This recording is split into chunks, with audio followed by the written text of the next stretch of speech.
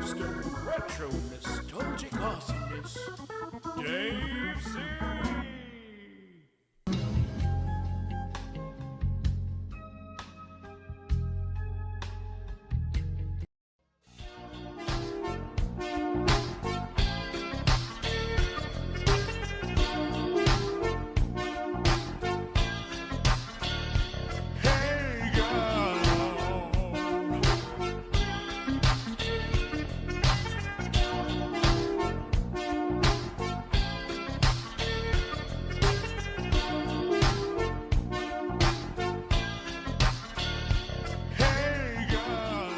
Hey guys! Happy Tuesday, everybody. Welcome back. It's been a minute, kind of. I was away in Vegas for work. Really no play. I got sick there. Sucked. I got sick on day one. And then the last day I left, I was just wrapping up that nasty little cold I got. Got COVID tested, came out negative. So it was just a stupid little cold. But I'm back, and thank you guys for waiting. Now we're going to do some awesome retro live nostalgia again. Ah, man, it feels like it's been weeks, like literally. And you know what? Matt Arnett, you're right. It's tight. Oh man, happy Tuesday, everybody. Let me scoot my chair up here. Oh yeah. Here we go. Yes, how are y'all guys doing, by the way? How'd y'all fare last week? Yes. I did not win anything, by the way, in Vegas. I played, that evening, the night I landed was kind of like my free night, before I had to do my stuff, and, played roulette, spent a couple $100, I won a couple hundred, then I lost a few hundred more, so that's how Vegas go. No luck. But you know what? Just gotta roll with it. Let's see here. Let's say hi to some of you guys. What's up, that Vamp, Russell Troubadour, some dude, Urban Noise, Dana Taylor, Jesui, La Marie. One day I'll finally get a waterbed. Me too. I remember my brother had a waterbed, and he would fill that darn thing up with a water hose running from outside the house, pull it through the door, and fill that sucker up. And then you have to, like,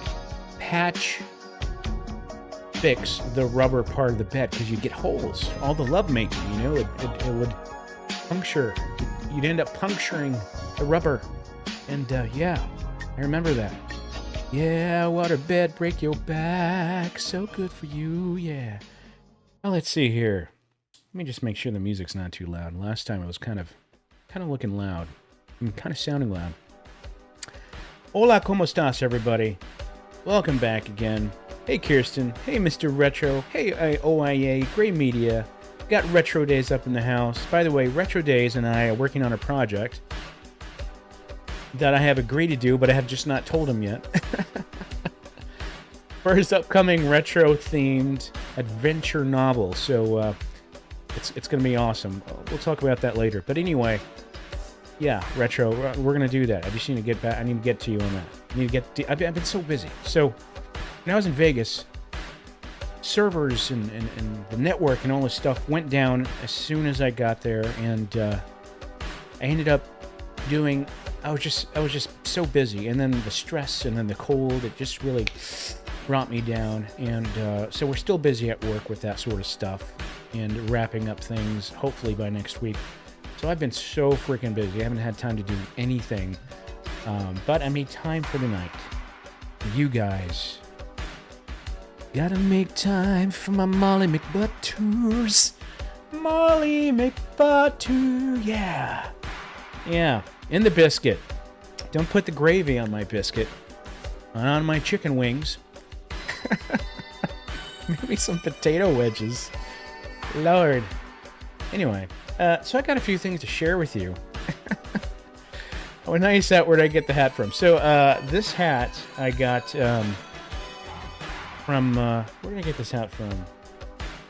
Got it from Etsy. So Etsy has a lot of kind of retro-themed resellers of hats and shirts and stuff. And almost all my hats are from...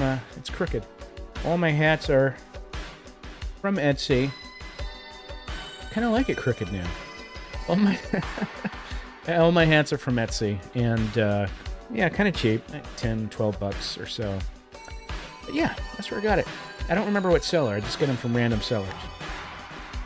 Yeah, one dude. Dave on a Tuesday. That's right. We're doing this back by popular demand. So we had quite a few people ask about bringing back or doing another catalog live stream. So tonight we're going to look at some catalogs. I have a few picked out. Let me do a poll real quick to see which one you want to do. First, let's create a poll with your Molly McBiscuits. Yeah. So, 80s or 90s catalog. First, we'll ask you, the people, which one you want to do first. So let's do this.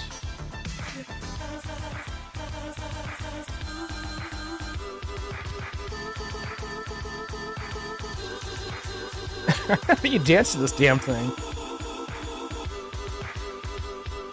All right, I think I got a headache. I was like doing a Max Headroom impersonation almost. Yeah, this song is off the rails. Goddess Solore M.261 hub will be getting a 2 terabyte SSD drive. What's your view on using M.2 NVMe or SATA? M.2 is always going to be better. It's quicker, but you have to stick it in something. It's not like a USB, but there are USB adapters out there that you can use. Basically, it's an enclosure. You can stick an M.2 in, and I would, if you do that, which I would suggest doing, use a USB-C cable, excuse me, for that to get the fastest speeds if your computer is up for the task. Yeah, that's my IT for the evening. So I did send something out today, didn't I? Yeah, I sent something out. Hopefully you guys got it about the live stream. And if you're here now, congratulations, you made it. We have arrived. We have arrived.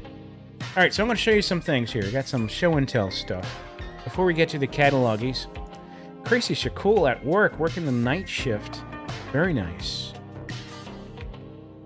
Yeah.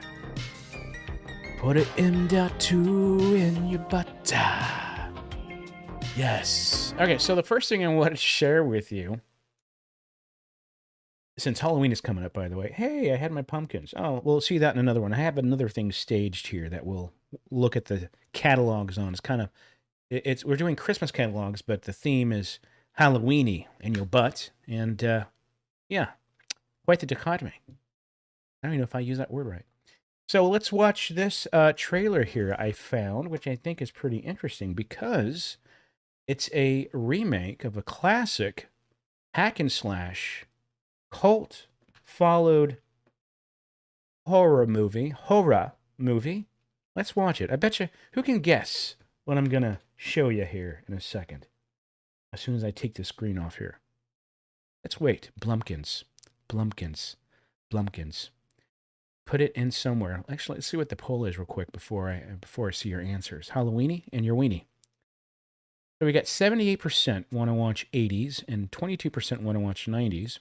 So we're going to watch 80s first, then 90s, and then maybe if we have time, go back to another 80s.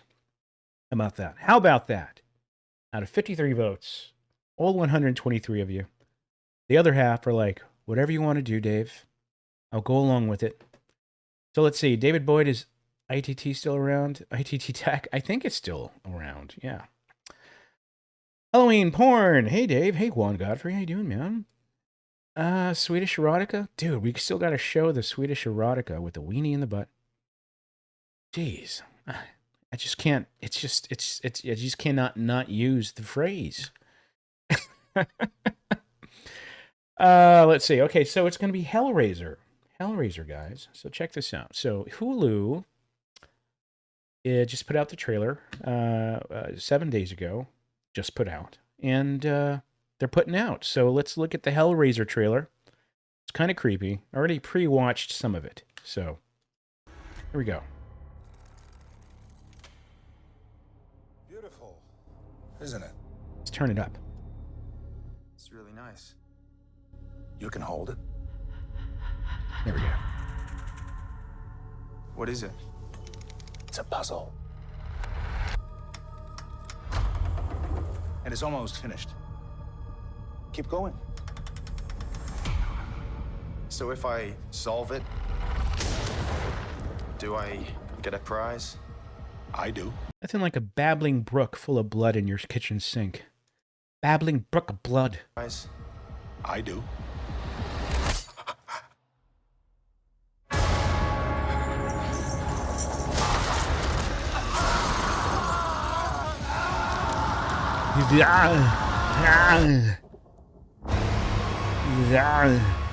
What's your deal? It has 6 sides, 6 configurations. It opens up, and it cuts you. Nice. And then they come to collect. Everybody's breathing hard in this trailer. Now that's kind of jacked up looking. Look at that dude's face. He's just kind of Jacob's ladder hanging out in the back there. Adrian, someone broke my jaw. I do a horrible Sylvester Stallone. All right, let's keep watching. It's time. Greater delights await. We wish to see you proceed. Ugh, look at that. Just look at that. Little bleeding baby there. Now, talk about a first date. Not good impression, buddy. Kind of messed up. Feed it. Their Their blood. Get me out of here. Their pain. It's crazy. Got the peanut head and the walking booby head. Get them out of here. What is it you pray for? Yeah, I like that. Looks pretty good. Now, that would be a badass Halloween costume right there. I like that.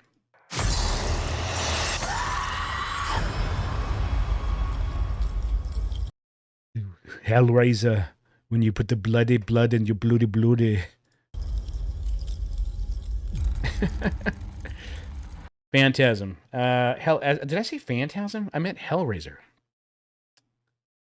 Yeah, you know me. I mean, you know me. That's what I do. That's what I do. They mix up everything. All right, so that was kind of cool, considering Halloween's coming up. Anyway, so what else did I have here? Oh, we had this. We had this. So Lynn Enders, let me share the link with you guys. Go check him out. Really cool stuff.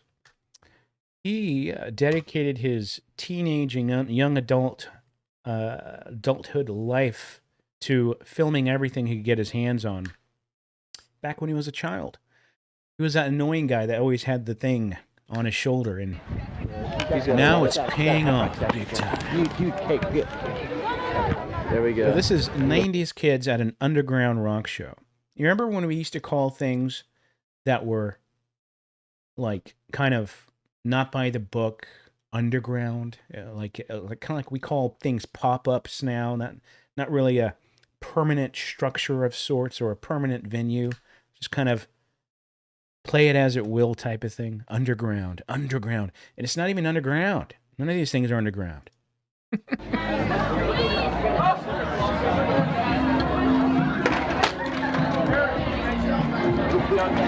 Being on the weather make me shed a couple pounds. John looks razor. Right now, say you're a I pimp. think maybe it's just the way I'm You are, dude. Say it one cutting more time. my beard or something. Yes! By the way, before I move forward with these awesome skater guys, tonight's, you know what? You got to play some music with this. Got to play some music with this.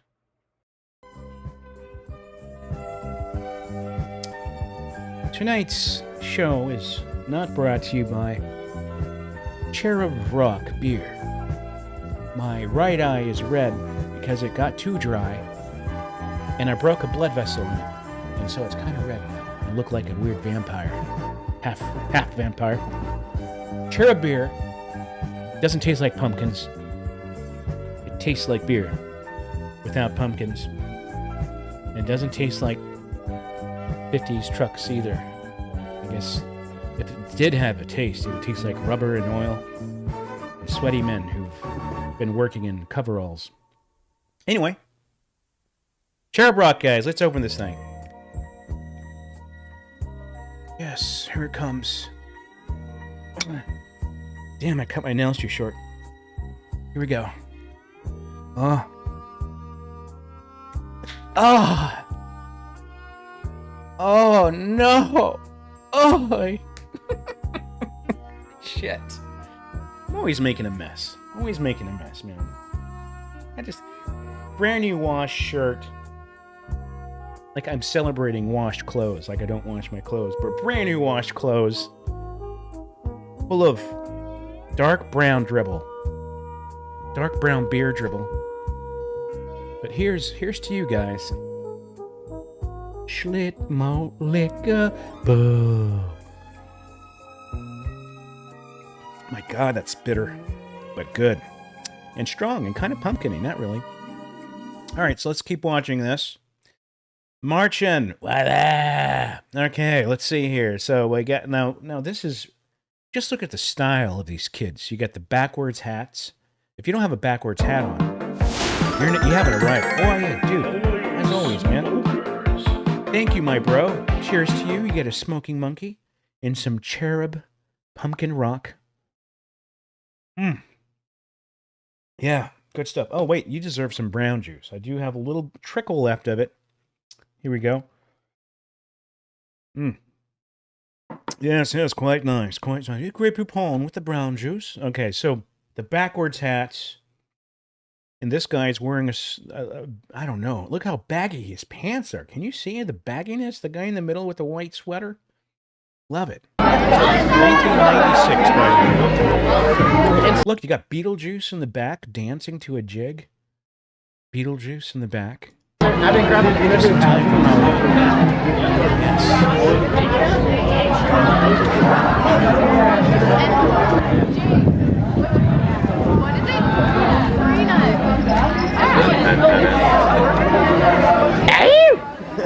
Fucking love it. Fucking loving it.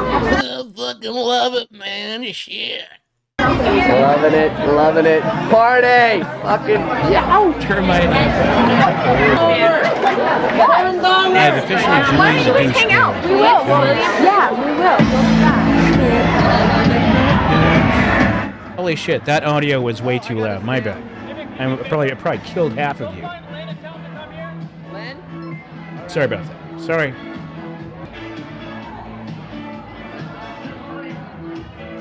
I like how it went to like this, like skater, rocker, not even maybe goth, maybe a little punk kind of scene, and then all of a sudden you're listening to Gloria. Gloria, Gloria.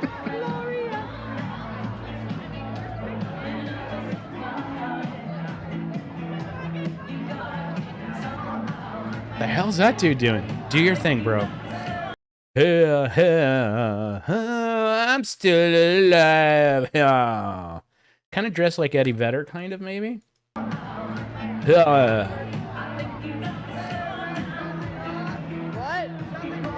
Let's see some metal, dude. That head, it's like shaped like a perfect triangle. You follow the yellow part.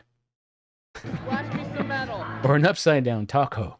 Let's see some metal.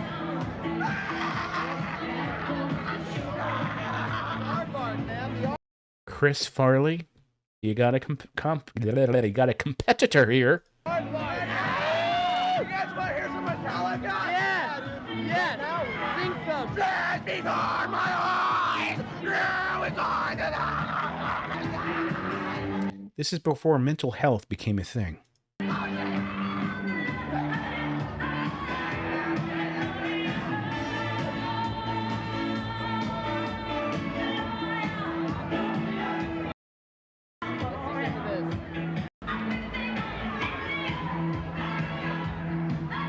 That girl's like, I don't want any part of this, and if my parents see me on your video, I am dead.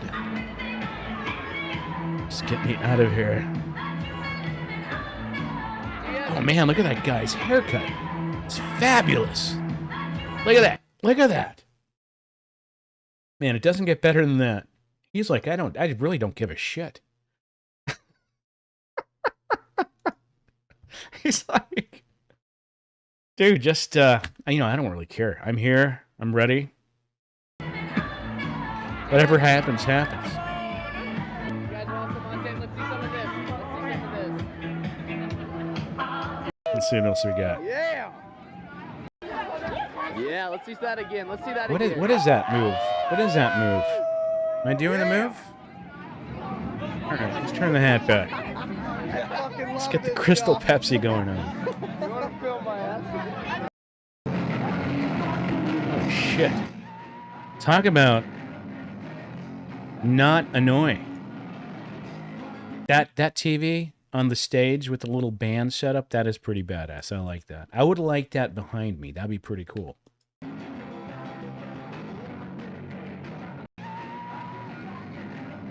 Yeah, pretty sweet. Everybody just, yeah. Hook 'em horns. No, hook 'em? Hook 'em? I don't know. I was invited, man. I was fucking straight up He looks familiar for some reason. invited. I think she sold me raisins off the corner of a street one time. Yes. I was fucking straight up invited. Well, I said you're kicked fucking out, man. Get the fuck out. Wow! She's not a happy camper. Yes. Yes. I have no comment. I wish I was there. Shake it, shake it. 1996, folks. 1996. Home video, if you will.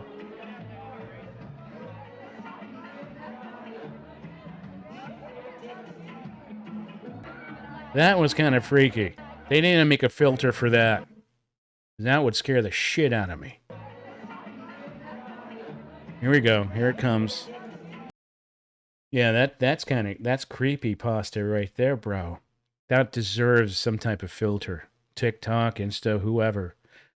Be good stuff. Now, look at the center of her nose for 60 seconds. Then blink twice and see what happens.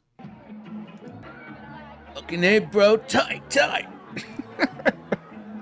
Oh man, this is good. This just every frame gets better.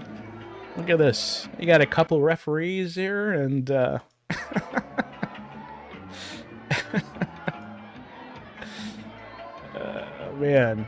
I don't even know if the people on stage know what the hell they're doing anymore. It's like I don't even know. Look at this girl. I think that was a girl in the beanie earlier with all that shit on, because I remember the red bag, and then she went to the bathroom, came back, and got in her stripper outfit. Good on you. That's not a stripper outfit. It's pretty nice, actually. Very stylish indeed. So this guy is called Len Enders. Please be sure to check him out. He cataloged and uploaded all of his stuff. Hundreds, thousands of videos, thousands of hours of footage on his website. It's got 47,000 followers. Len Enders, very cool. All right, so let's get to the good stuff, baby. My Stream Deck's not working, so let me do this manually. Where the hell is it? There we go.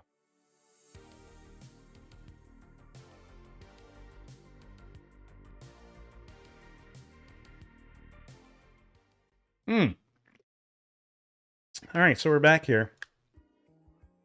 Let's play this fantastic music. Yes. Yes. This music reminds me of 1984. Walking down the aisles of old Kroger or Applebee or some shit like that. And just following Mama Bear push the giant grocery cart with 500 pounds of food on it. Oh, the good old days. And me, I'd run away to the comic book section. You know, the one where there's like 50 comic books on this carousel, this metal wire rack carousel. And all the comic books look like shit because every kid like me thumbed through them and destroyed them, so you didn't want to buy them. But you took in that comic and you read it, and then you went down to the other side where the magazines are, and you kind of looked and wondered if there's any swimsuit catalogs or anything like that. And there weren't. Oh, the good old days. Being a child. Good stuff. Good stuff. So we're gonna, instead of doing catalogs, we're gonna look at the swimsuit issue catalog from Sports Illustrated from 1989. Yes, the good old days. Let's bring up this catalog. All right, let's bring out this catalog. Let's see what we got here.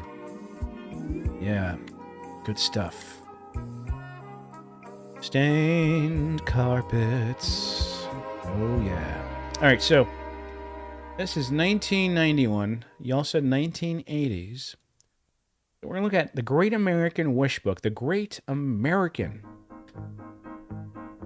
When's the last time you heard that? Great American. All right, so we got Montgomery Ward. So we're going to look at this real quick.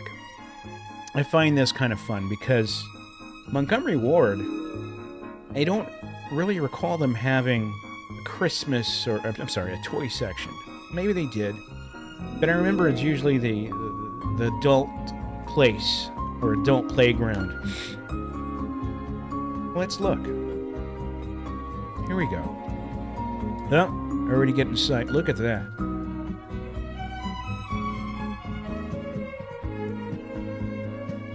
Looking at you, Cloud. Looking at you. I like it. I like the thumb. Yes, like that. And what do? Do you just stand there all day, like with the thumb kind of doing its thing? I would do that.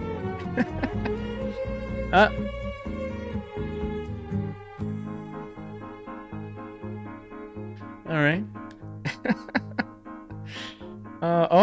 Oh yes. Look at the Look at the size of that puffy shoulder thing. I mean, they're like blocks of wood. All right, let's keep going. Music is fantastic. Oh, what was that? I missed it. No, look at that snazzy little vest. Very nice. Now that I could see someone wearing today, and it'd still be fine, still be nice. You know.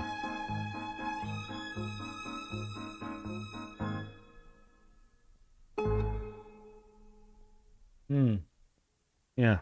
I don't know. Well, it doesn't look like she's wearing a bra because I don't see the 80s pointy triangle effect going on. Because the bras back then were very Madonna. I mean, they were like cone cylinders waiting to punch her eye out. Yeah. Yeah. Look at those women's suits. You got a strange blouse tucked into these man jeans. I mean, these man suit slacks. Very nice. Very nice. Alright, let's get to something more fun. I really like this Asian model here. I mean, she's really good looking. Oh, what's this? Going fast. You know what? If I went on a date, and that was a blind date, and it didn't look like that Hellraiser shit, and she looked like this, kind of like wearing her parents' outfit because it's kind of retro cool, and got the hair there, I would totally do that. That's amazing. Not do it, but I would totally date. I would be happy, very happy, yeah. Even with the frilly neck thing, the Renaissance garb. Oh man, would they have OnlyFans if they're born today? It's hard to tell. Anything's possible. Anything's possible. Oh, that lady's eyes. Like, the photographer, what did he say to her when she pitched those eyes towards the lens? I am going to crush you. When when we get home. Yes, more slacks. Very slacky. Very slacky catalog. Let's see what else we got here. Oh, look at those. Look at that. That just looks awkward. You know, all the young girls today, and I say young, I mean under 30. I mean under 40. Under 50, why not? They all have these voluptuous, perfectly rounded shaped asses. You know, these gym asses, you know? Back then, this is what real women look like. It's a wedge. Perfectly geometric shaped wedge. Almost an isosceles if you take the top portion off. Very nice. Mohawk Gorilla, thank you so much, my friend, for that beautiful tip. Cheers to you. Here's looking at you, buddy, Mohawk, and some fantastic scroll work threaded jeans. Because back in the day we were assless, no ass, just these tiny little baby butts, tiny little baby butts. Oh yeah. All right, let's move forward. Let's get to some exciting stuff here. Ah, look at that. Oh, not bad. Not bad. Now this, I like this clothing's not bad. It's pretty cool, you know? It's pretty cool.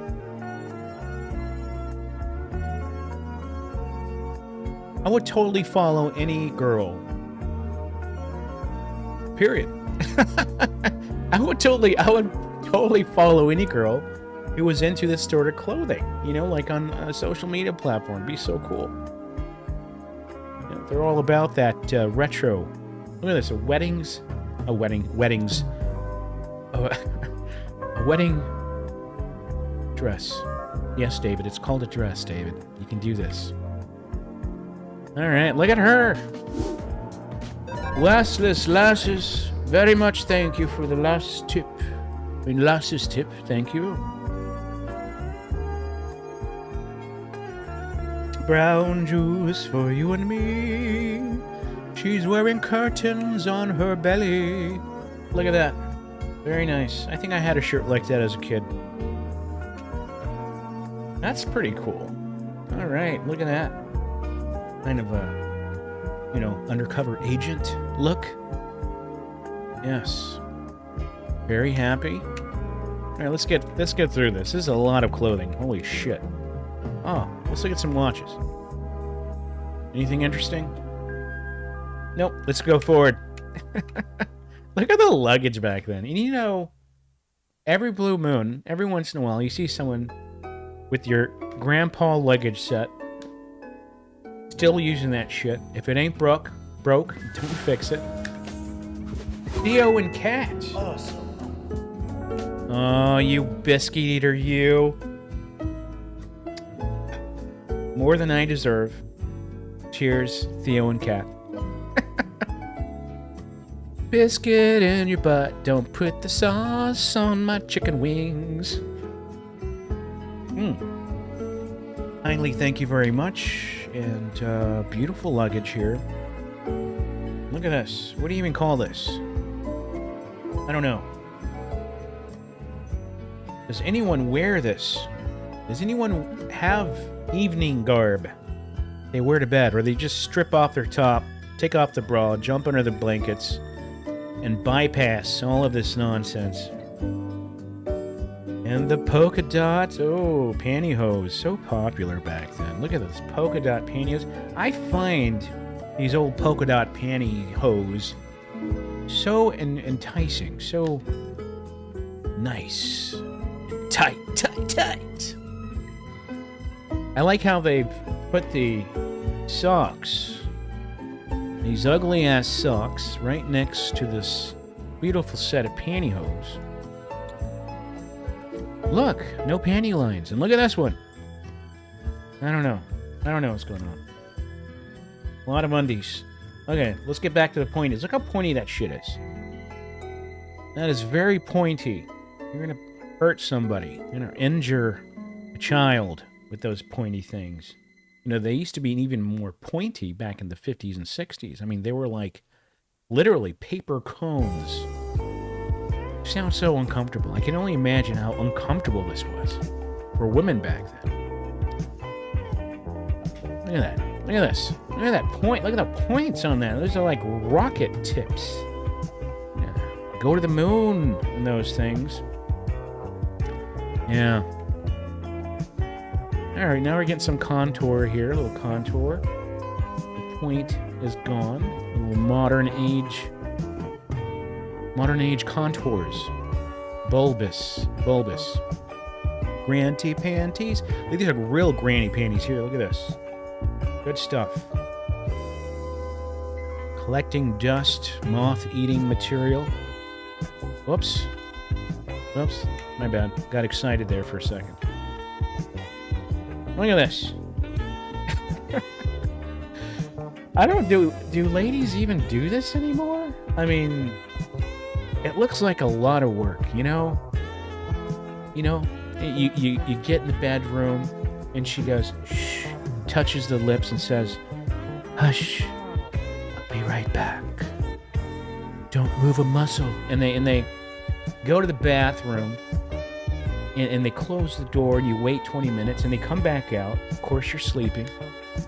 But they're dressed in this wardrobe of sorts. You got the weird, I don't even know if those little bands serve a purpose, really. Who knows? We'll never know. I'll never know.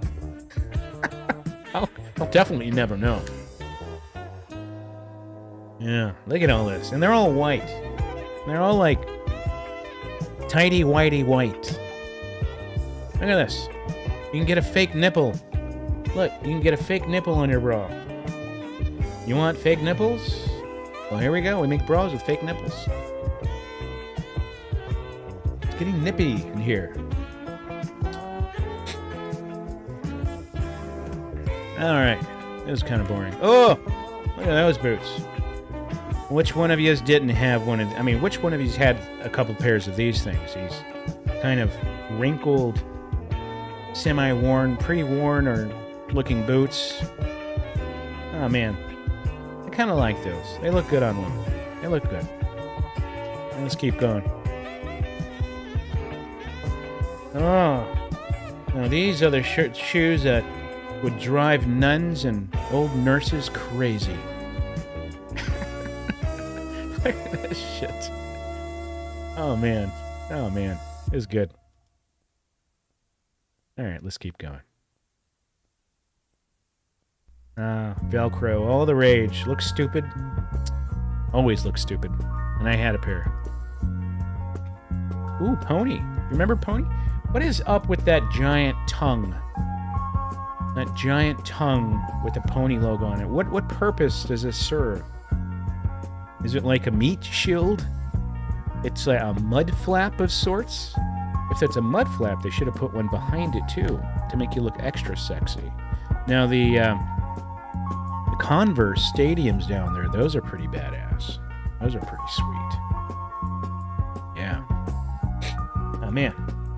I think we need a few more Velcro straps to complete the middle shoe.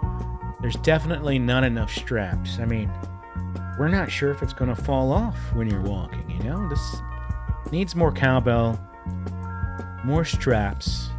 We definitely got to have more straps. That 2-strapper down there, not going to cut it. Now here's something that hasn't changed. Where are we? Let me just let it go.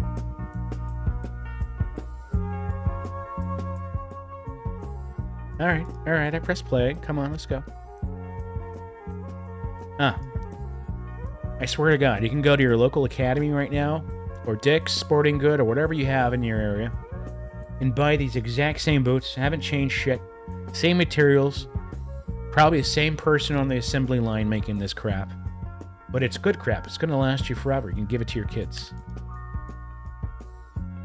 Give it to your children. The Molly McButter in your butt boots. Gonna feel good on your feet when it's super worn in with a bunch of gravel and concrete. Yeah. All right, let's keep going. There's a lot of shoes. Oh my god. Okay, which one of you didn't have one of these? Which one of you, I says? Was that a Care Bear outfit? Who knows? Look at that super puffy shit. That was really puffy. Everything was super puffy back then. You needed extra down, extra puffy. Yes, extra, extra.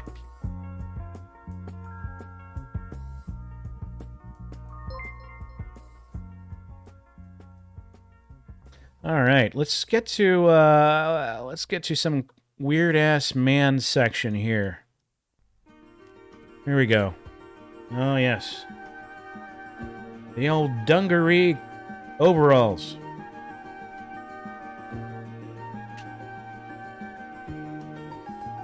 Ooh, look at that.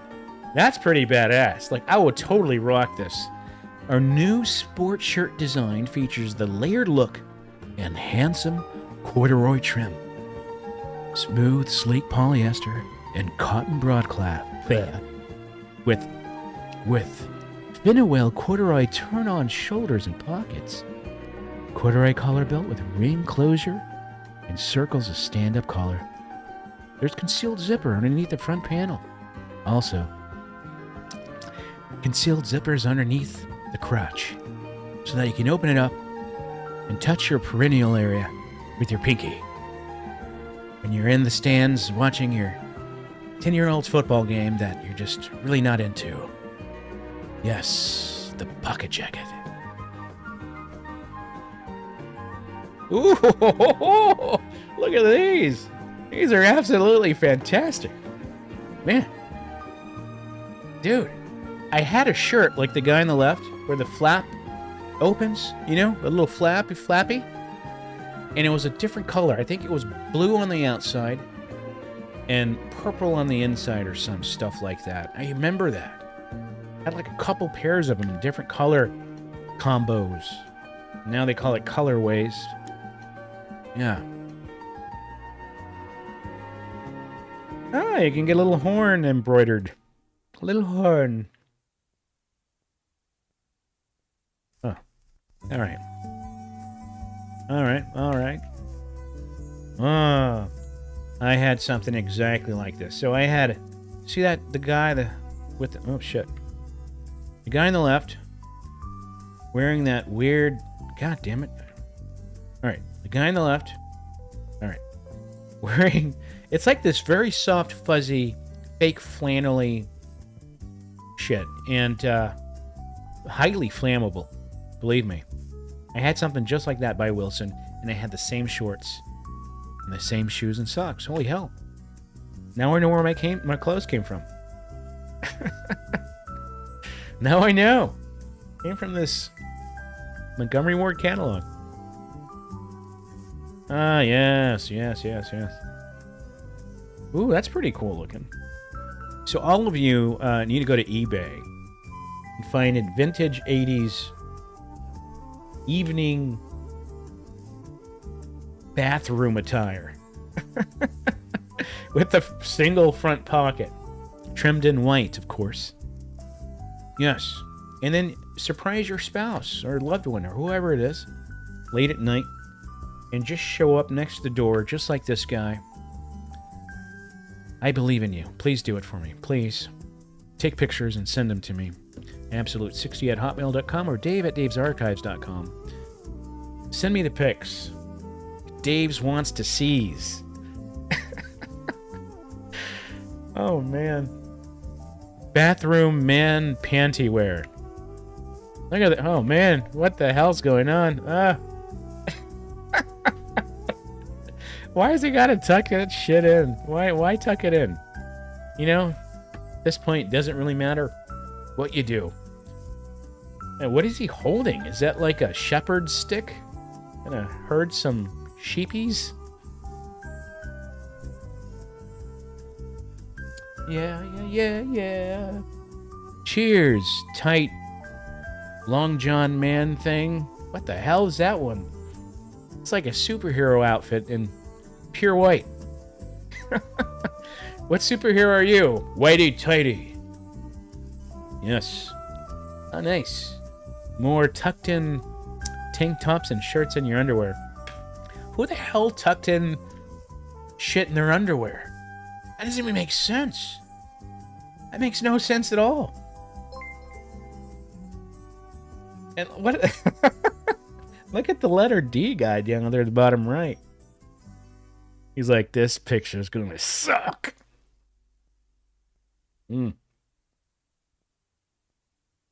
All right, let's keep going. We made it past. We made it past. Okay, so just a couple more from this catalog. I think we got some toys here. Very tiny toy section. Your dad? I know my dad. OIA, your dad tucked in his shirt to his underwear? That's fantastic, man. I've got to go... You know, I don't own a pair of Tiny Whities anymore, but I should go to the store and get some and experience the tuck-in. I want to experience the tuck-in. It looks like it feels great. Refreshing.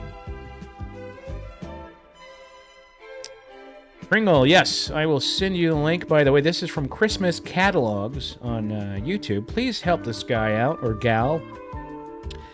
They upload catalogs almost every day, every other day. There's tons of them, page by page. Can you imagine this person just sitting at a little breakfast table in his house and scanning every single one of these catalog pages? Man. Now that's a lot of work. Anyway, here's his link. Here's a link to this video. Please sub him. Help this person out, or her. And let's keep going. Yeah. What crappy gym equipment is this? It looks like it won't last very long. That's for sure. All right. Ah, they're all doing the thumb thing. Look. Fisherman's doing the thumb thing. This guy's doing the thumb thing, huh? They're all doing the thumbs. Yes. Yes. Yes. Yes. I pee with my thumb up, and I take a shit with my thumb in my chest, like this, and I make love with my thumb on my torso. Back when they sold an arsenal of weaponry at your local Montgomery Ward. You know, hunting and gaming are... Yeah, hunting... Gamey hunting? Any type of sports store. Sports store. What the hell am I talking about? Sportsman store? I don't know what they call it nowadays. I forgot what they called it back then, too. They always had a good selection of firearms. Because hunting was a thing. Be a man and hunt. And drill. And saw. And weed eat. And build. And assemble things. I laugh at this. I wish I had decent handy skills. Like, I have okay handy skills. I usually botch it up half the time, but it doesn't stop me. But I wish I was more handy. I wish I was handier, you know? I wish I could build my own shit, you know, and fix things that didn't have to be fixed twice because I screwed up the first time. I guess, guys, I'm just all thumbs. All thumbs. All right. This catalog's kind of boring. So let's get on to the Wishbook, because we're gonna be here all day. It's like there's literally like 500,000 pages in this Montgomery Ward catalog. Look at these TV sets, huh? Look at that. That's fantastic. Good stuff. Oh, you remember these? The all-in-ones? These fake vinyl-sided, woody-looking cabinets that looks like a stacked component system, but it wasn't a component system. It was just one giant thing that looked like multiple things. Oh, yes. You know, they all sounded pretty decent. Little section down there for your records. That's always fun. Oh, look at these. Now, this little GE one down here, electronic tuning system. No, wait. Oh, it's B. Portable entertainment system. TV. It's got a TV, a stereo, cassette, and a radio. That little TV just does it for me. That's like my childhood dream, to have a television inside. Because, you know, as kids, if you didn't have like a kind of a boombox, you weren't living the 80s and 90s. You had to have your jams, your jolly jams, your music. And then you had to record off the FM stations your favorite songs and make a mixtape. And if you had a TV set, it would make it that much better. You wind down the evening, watch your late night stuff, go to bed, rinse and repeat, summertime, no school. That is so cool. I love that. That Sanyo, now I bet you that thing will go for a pretty penny nowadays. Remember sitting in front of the heaters bareback as a kid, then you doze off and brand yourself on the wall. Well, we had a kerosene heater. So the kerosene heater kind of was placed in the center of the living room. And yeah, it worked well, but the whole place smelled like gas. And yeah, it probably wasn't the healthiest thing to do.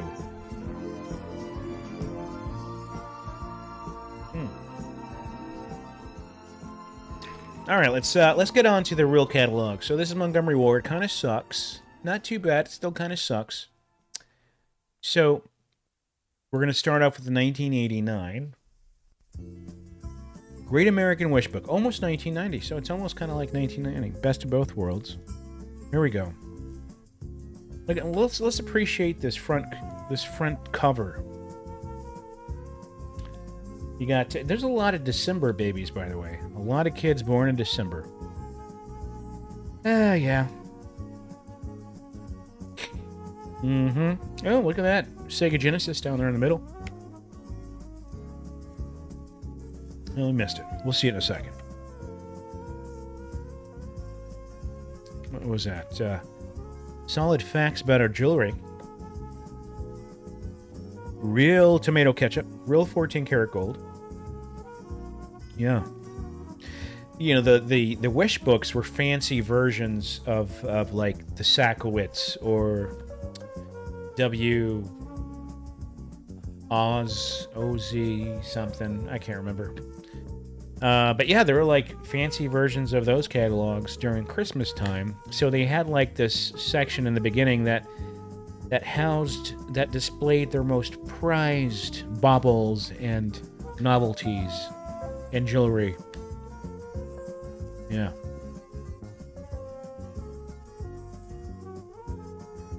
All right. Don't care much about the jewelry. I mean, it looks all the same. Looks all the same to me. Forward. Wearing copious amounts of jewelry back then was such a big thing. I remember my stepmom was like literally gilded from head to toe in gold. Every finger had a ring on it. Every multiple occasional, you know, gold neck chains, and for every occasion she loved gold. I don't know if it was real or not, but she sure loved it. When's the last time I went to Sears? Oof.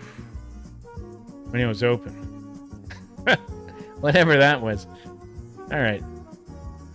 You know, what's cool is that some of these watches haven't changed. The Casio's brought back these old styles. Like this one, number 3. Let's go back, sorry.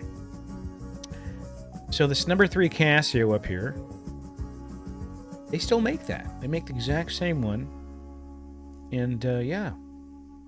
Very retro, very cool. Ah, man. Now, this is a good stuff. I had number 15. And, it's a Pac-Man game, and you can control up, down, left, right the Pac-Man on this LCD watch screen. It was so badass. Now, I got this when I was very young. I got it like, mine wasn't 1989. I got mine sooner than that. It was, I must have been like, geez, 7 or 8 years old. Yeah. 1981, 1982, something like that. The exact same watch. And here's the thing. I was one of my prized toys. And I didn't understand electronics at the time because I was a complete idiot. Not as much... I'm still an idiot, but, you know, back then I'm very much an idiot. And I was in the bathroom, and I wanted to find out how Pac-Man lived inside my watch, and I could play with him. So I got a hammer, ball-peen hammer, and I cracked that sucker on the top, trying to extract out the Pac-Man, the little Pac-Man moving around.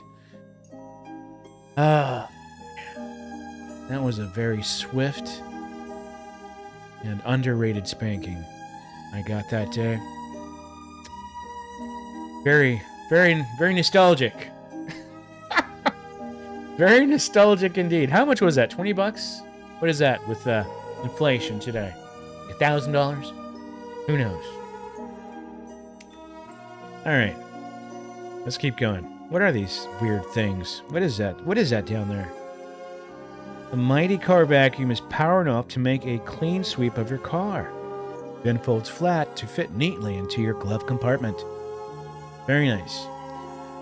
What is this thing? Number 10. This handy coin sorting unit puts the correct change at his fingertips. Unit hangs from a car window slot. What the hell is that for? No idea.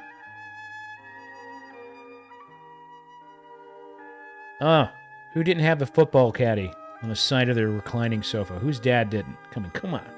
Come on. I know my dad did. Where is it? I just went past it. Too far. There we go. The old football caddy. Many sizes and shapes, but it usually involved a football and somewhere to store your remote controls and TV guide.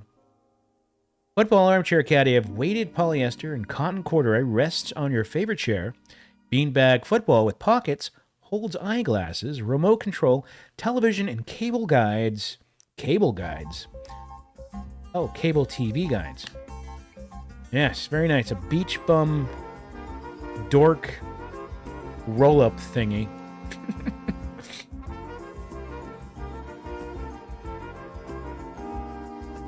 Oh, yes, the good old corporate office dartboard. And look at that. A weird-shaped vibrator. Good for your corporate office as well. The hell is that? Our tiger paw massager is the cat's meow. When it comes to easing the tension on those weary muscles, the plastic unit automatically turns on when pressed against the body. Runs on AA batteries, not included, of course. This music. Let's take a moment to appreciate this music.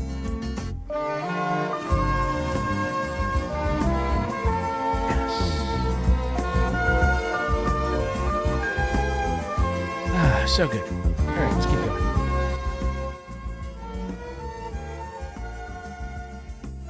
More undies. Of course. Taste the biscuit. Oh, yeah. The wooden necktie holder and the weird valet mini dressers you put on your... I don't know what you put it on. Your wardrobe cabinet? I don't know. Biscuit interlude. All right, it's good time. Good mention. Biscuit time.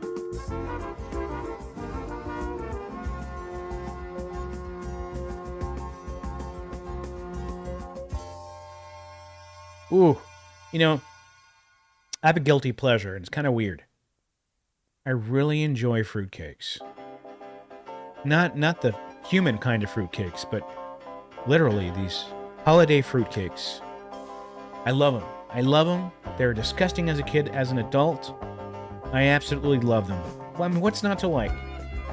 Candy preserved fruits with a bunch of weird nuts baked into this thick, heavy, rock-solid breading. What's not to love? You know? 'Tis the season. Take a big fat dump after you eat this. Rock solid. Weighs 10 pounds. Good stuff.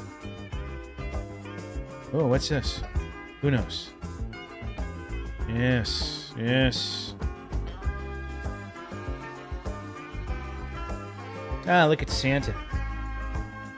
I've got to screenshot this. I'm going to screenshot that. That's just... That is worthy of a meme or something for the future. There we go. There we go. Screenshot saved. Mission accomplished. Santa getting his feet cleaned and massaged. Look at that thing. Holy shit. That looks like a... What's that mental... What's that thing they put on mental patients in a padded cell? Straight jacket? That's a straight foot jacket down there. Oh, yeah. Big time. Yes. Stock clock. Gonna have the stock clock. Look at these contraptions, man.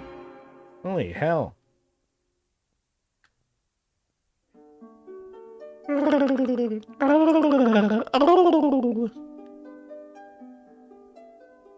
Style.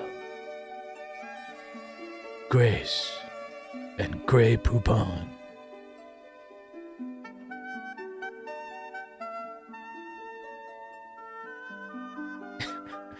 Made for guys who love to step on dog poo-poo. Alright, getting some Montgomery Ward vibes here. This is 1989, by the way. Welcome aboard, Destiny Bernard. Can I send a link that's playing? Yes, I will send a link right now. Let's find it. Where am I? I'm lost. I'm lost in her pretty pink puffy evening blouse. This is called More Sounds of the Department Store from YouTuber Fardemark. Fardemark. Here we go. Fardemark. This is for you, babe. Yeah. Now, you know what's interesting about these, and I don't pay attention enough to them. Yeah, but who wears shit like that? I mean, does anyone wear this anymore? I mean, did anyone wear that back then? I mean, apparently they did, because they're selling it. There was a market for it. But you get it as a Christmas gift. You open up the long rectangular box, flat rectangular box. And of course the box is pure white. You know it's going to be a piece of clothing, an article of clothing. And your aunt or a grandfather or whoever gave you a nice striped pair of evening pajamas, or maybe the red long johns right here. But who actually wore that? I never wore mine. Never. Never, ever. What else we got? Son, look at the camera. My music run out? Let me see. No, it's still going. All right, 1989. Ooh, look at that. You got the thumb man. You got thumb man. This guy's an older model, but he's like, you know what? I'm keeping the thumb. I'm gonna keep the half shaken thumb pause look thing.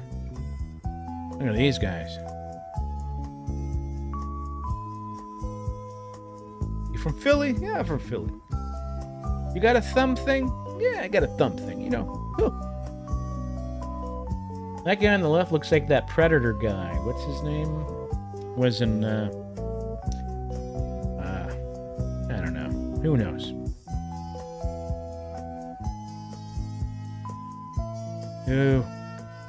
Who doesn't remember and highly adore these pastel-colored puffy ski outfits that everyone bought, even in the hot areas of the U.S., because it was so darn fashionable.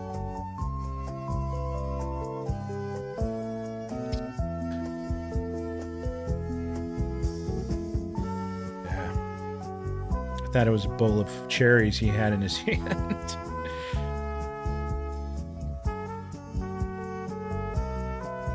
The Bears. The Bears in Chicago. The Bears. Ooh, look at those. Converse is pretty sweet. Hans. Look at this kid.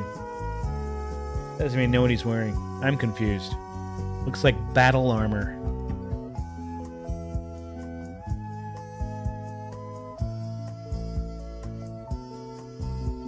Man, look at these outfits.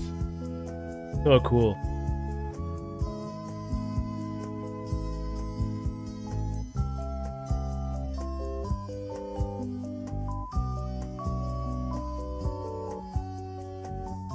Oh, man. TMNT, Teenage Mutant Ninja Turtles. Very nice. And that looks like, you know what's cool? I think that was the McFarlane TMNT illustration. Look at that. I think this is before. It looks very comic-y. It looks like the original comic. Ooh. Super Mario stuff. G.I. Joe. Just classic stuff, man. Classic. Bite into a classic plastic pickle. Very cool. Look at this. Now, these are jammies I would jam. You got Slimer, Ghostbusters. Now, this is, yeah, okay, this is not the real Ghostbusters. It's just regular Ghostbusters. Nintendo Power, Turtles, Superman, Batman Classics. And this Victory one, this leftover piece of shit design. Don't know what it's from. Just some random fictional jet.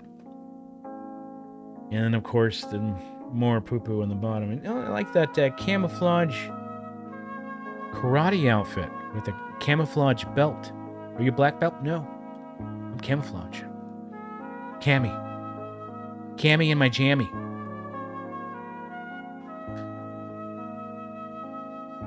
Very cool. Oh, look at this kid's jacket. You go to that, you wear that in 6th or 7th grade, you're going to get hot action. Hot action. Good stuff. Oh, man. This just reminds me of being a kid again. Seeing these clothes. Not that. But, oh, man. Such good memories. I remember when kids dressed like this. So in 1989, how old was I in 89? I was in 7th grade or 6th grade, one of the two. Yeah, I remember all this. All these fantastic denim stonewashed jeans. Good stuff. Let's keep fast forwarding here. Man, that kid's got a big head. Got a gigantic head. Dave Pohl. Is it poll time? Do you want the pole in your butts? Do you need the pole right now in your butts? Or your biscuit? The biscuit pole is right around the corner. I know, that's annoying. Okay, let's look at the poll. In poll. Chaz Bolt, what's going on, man? Sorry, I'm sure a lot of y'all are speaking to me. I'm looking at the catalog, so I'm not seeing most of your comments, but I apologize. So many of you want to watch Buttermilk Biscuits and... Alright, so let's get to the mainstream. Let's get to the mainstream. Mainstream.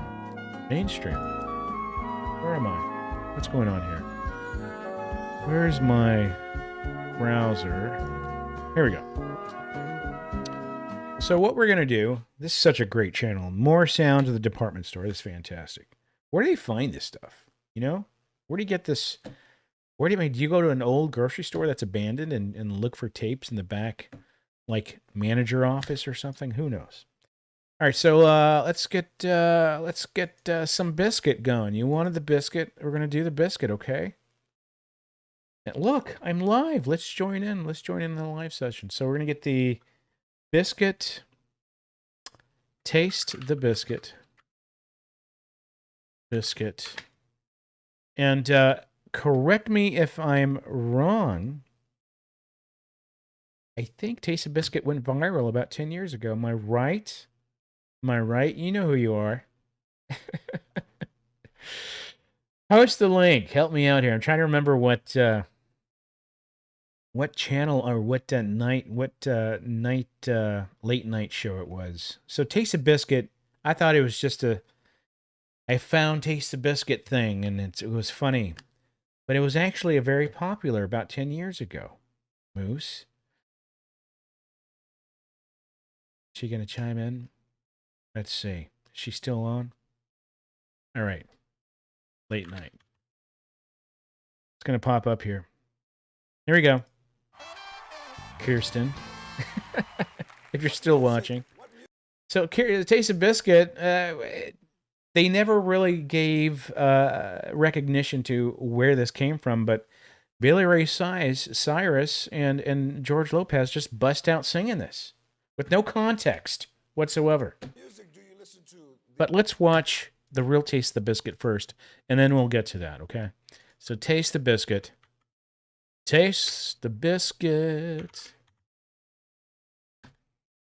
Here we go. This is so good. So good.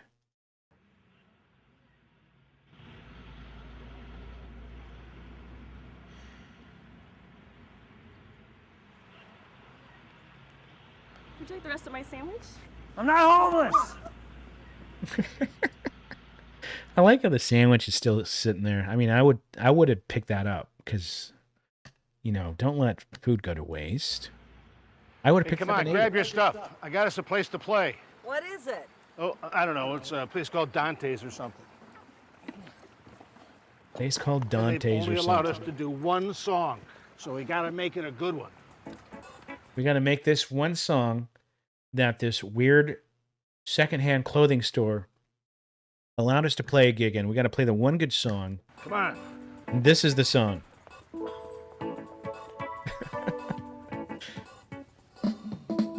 Taste the biscuit. Yes. Taste the goodness of the biscuit. Taste the honey sauce. Taste the goodness of the biscuit with the honey sauce. Hi, Kirsten. Don't get that honey sauce on me. Don't apologize. I don't like the way it tastes with my chicken wings. I like how she's really getting into this groove. Like, she's really getting into it. You know, she's zoning. She's in the zone. She's owning it. Owning this. Owning it.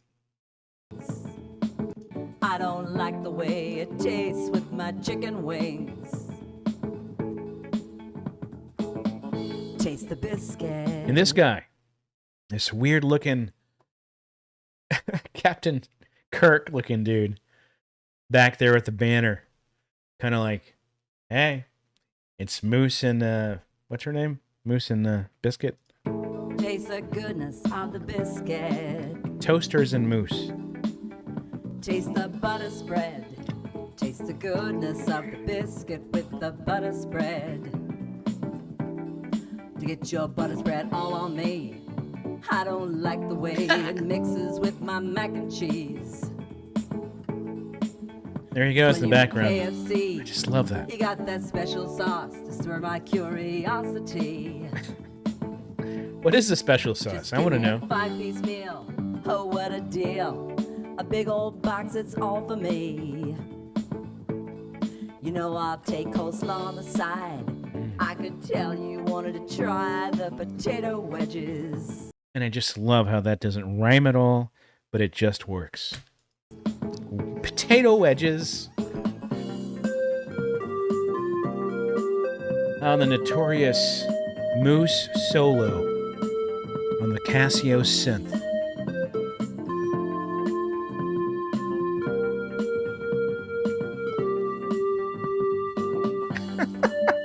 She's like just busting a move.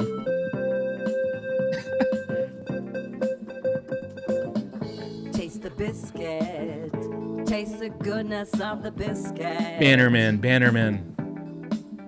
Look at that girl in the back. That lady in the back in the... What was that, a yellow raincoat? He's like, oh, this shit's really good. Taste the goodness of the biscuit. Let's watch her. Look at her. She's like, oh shit, this is really good. Taste the honey sauce. Honey sauce. Taste the goodness of the biscuit with the honey sauce. Get your honey sauce on me. I don't like Sassy. the way it mixes with my chicken wings. Get none of that honey sauce on me. Who are you? I'm Bannerman. Bannerman. I don't like the way it tastes on my chicken wings. Take us out, Moose. Taste the biscuit. Today's special. Taste the biscuit. Jazz hands. Let's watch that again. That's like my favorite part. Take it down, Moose. Take it down, Moose. Taste on my chicken wings. Take us out, Moose. Taste the biscuit.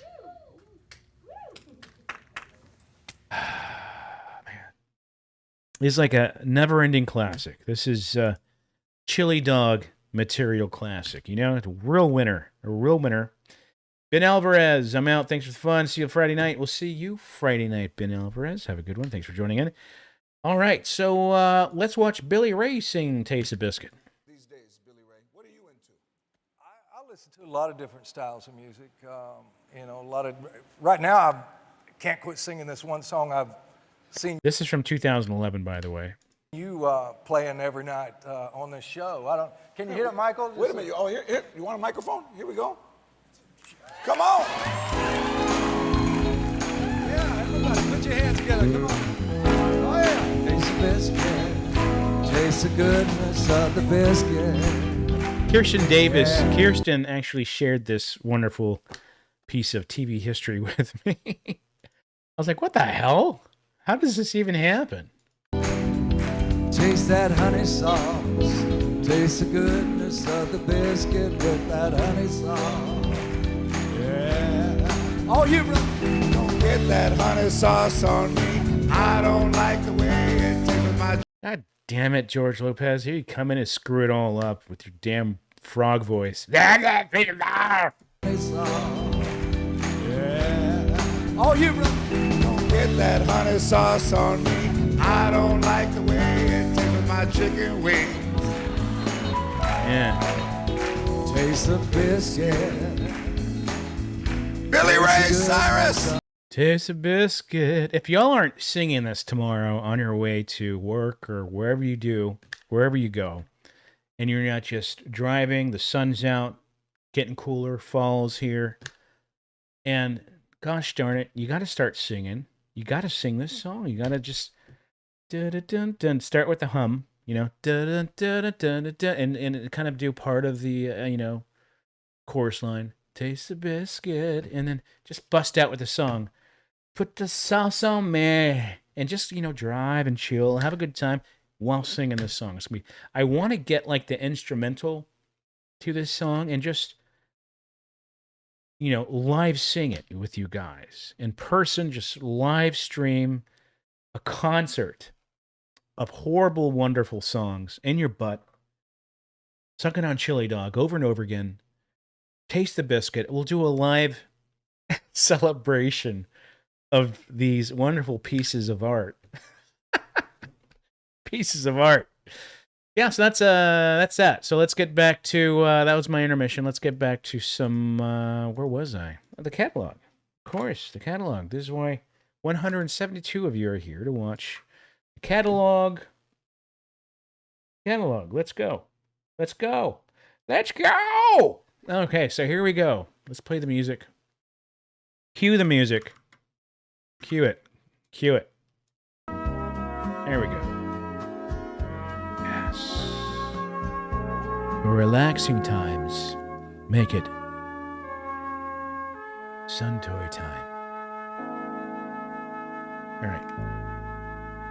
Ooh, look at that. Yeah, the whole video game scene was so big. 1989, it was just a couple years after the Nintendo Entertainment System came out, which was huge. Huge. Huge. Okay, so this is the part where kid receives a catalog. He finds it on the side armchair of his parents' recliner. Oh, Mom, Dad, you got the Wishbook. And this is the part of the Wishbook they've been flipping pages to get to. The trifecta of the beautiful Wishbook. Here we go. Sports, games, and more. Introducing Sears Wishbook Express. It's a whole new way to shop for toys. A gigantic selection to choose from, over 2,000 popular items, and the hottest new toys and more, including the good old classics you grew up with and thought you may never find again. Yes. Here we go. Trump. What the hell? Trump had his own board game? Choose from our huge selection of just right for bringing the family together. We also have a large Lego assessment from Duplo through Technique. And a very odd, obscure Trump tabletop game for you and your family to enjoy. What the heck, man? That's fantastic. That's a jacked up looking Mario. Holy hell. This is like Mario on methamphetamines. Barbiturates. Like, hey you guys, Mario. Hey you guys, Mario, come play with me. Look at this. Jungle Gem Ken and Barbie. He's got a little monkey strapped around his wrist. How cute. How fun. You got halfway naked Barbie. More halfway naked Barbies in a pool. And a halfway naked Barbie sitting on a ice cream sundae chair stand thingy. Yeah, look at that outfit. That's pretty cool.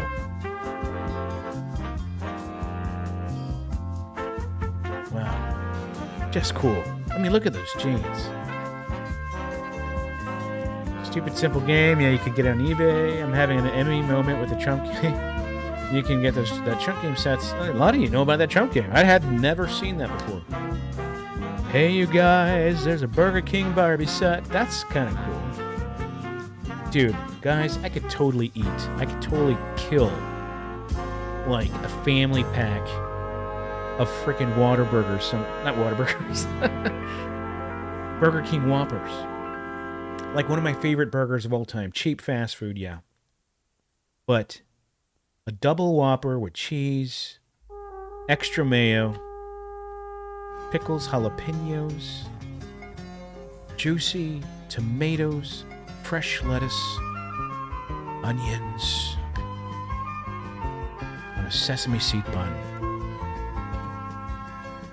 Leave the live chat now. Go get yourself a damn Burger King Whopper. Is there a Whopper catalog around here? Those creepy plush toys. What the hell is that thing? Number 13? Is that a fox? And that Winnie the Pooh? That little... come from the English woods Winnie the Pooh? Looks like Winnie the Pooh gained some weight there, bro. Is that even Winnie the Pooh? No. That's a panther. Oh, no, wait. That's not a panther. That's a... let's read the description, okay? So let's start with the fox. Robin Hood is a master disguise for all his deeds. A 13-inch tall acrylic plush toy with polyester filling. And number 16 says, Little John is humorous, carefree, double mint gum, thoughtful, courageous, and is just so lovable. 15 inches, acrylic. What part's acrylic? Disney's Puppet Magic Theater. That's kind of cool. Like the whole set is these really cool little marionettes. That is pretty sweet. How much was that? $60 for the theater? And $11.93 for each of the marionette toys made from 100% handcrafted acrylic. Yes. The real McCoy. Handmade acrylic. Yes, yes. Only from the finest acrylic trees. From the acrylic woods.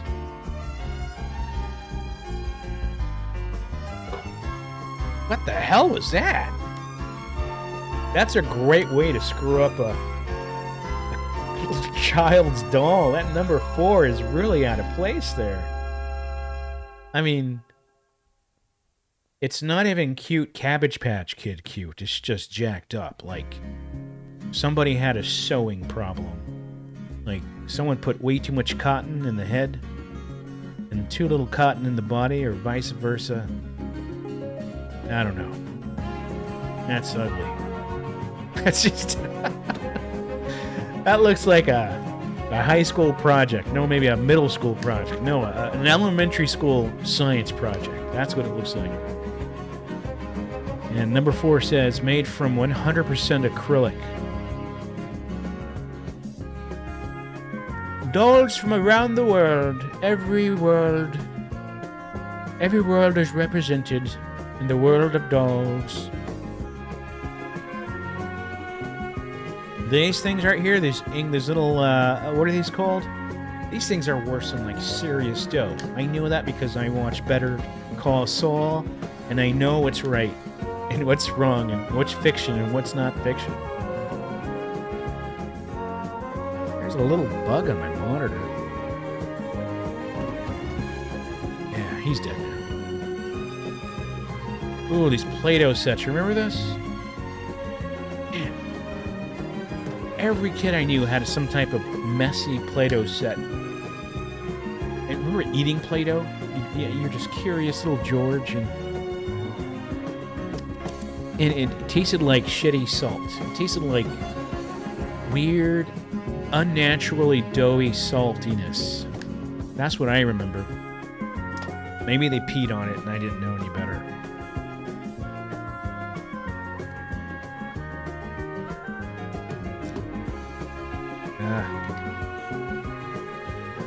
Fun with foods. You and your sister can learn how to cook. By the time you're teenagers, you will be cooking. Because your parents made you. A little Happy Meal set, that's kind of cool. Number 4. Have a McDonald's Happy Meal plastic set included with a hot apple kazoo, musical flute, box, hamburger, fries, and drink cup with lid for ages 3 through 7. If you're over 7, you fail. Number 3. Wear the uniform of a real McDonald's employee. Dress up set of cloth and plastic made of real acrylic. Apron with Velcro straps. At least 3. And a microphone. Interesting. Very interesting. I like it. Mohawk, what streaming software do I use? I use OBS. OBS. OBS. And I use Stream Elements with that, yes.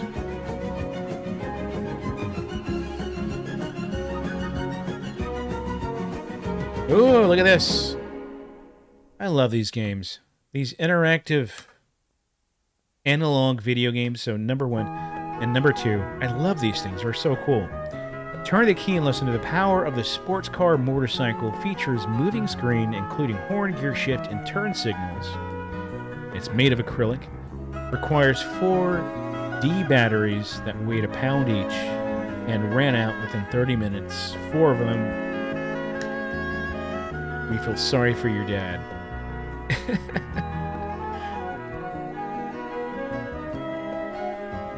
Now, look at that. Electronic Etch-a-Sketch. That's interesting. I don't remember ever seeing that. I remember seeing a lot of light brights with like half the pieces. You're welcome, man. You're welcome. Ah, yes. The cow moo game. It's not really a game. You just pull the cord. It rotates around and it lands on an animal and it goes, the cow went moo! And then the ABC one up top. Oh, man. Good times.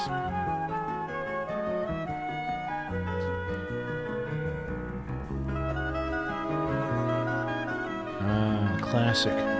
construction sets, construction vehicle sets. The good old chalkboard, every kid's dream. And look, you too can outfit your child's room to look like a classroom 24/7.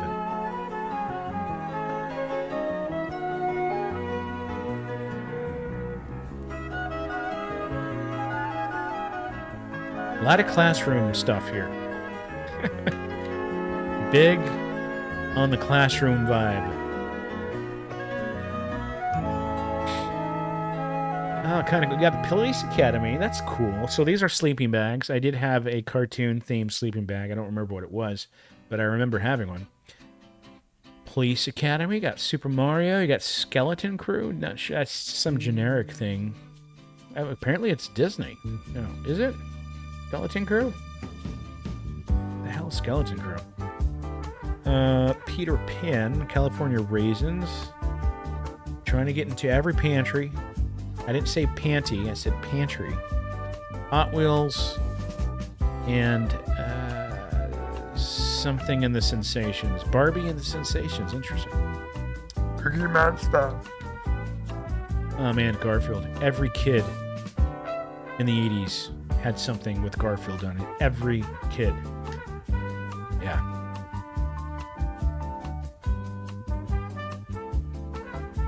Oh, that's pretty cool. The real Ghostbusters. Okay, so you got the real Ghostbusters camping set. That is so badass. And the Ninja Turtles. So cool. Can you imagine if someone saved this stuff? It's in the attic. You got it. There's at least one family in a house somewhere right now that has this stowed away in their attic and they forgot about it.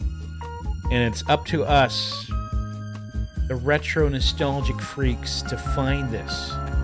I would live stream out of that camping set with a sleeping bag, and we would have like this backyard camping live stream. It'd be so cool. My neighbors would hate me, but I don't care. We don't have fences. We don't have fencing. So I'll be all hanging out in the public. Oh man, the old sports car Betteroonie. Every Silver Spoon's rich kid's fantasy. I loved Silver Spoons as a kid because I envied everything he had. I wanted everything he had. I wanted the arcade room. I wanted all the cool, I wanted the robot. I wanted all that shit. What kid didn't, you know? Silver Spoons was like a marketing hard-on. You know, it was like the perfect instrument to show parents what's possible for their children. Look at these beanbags.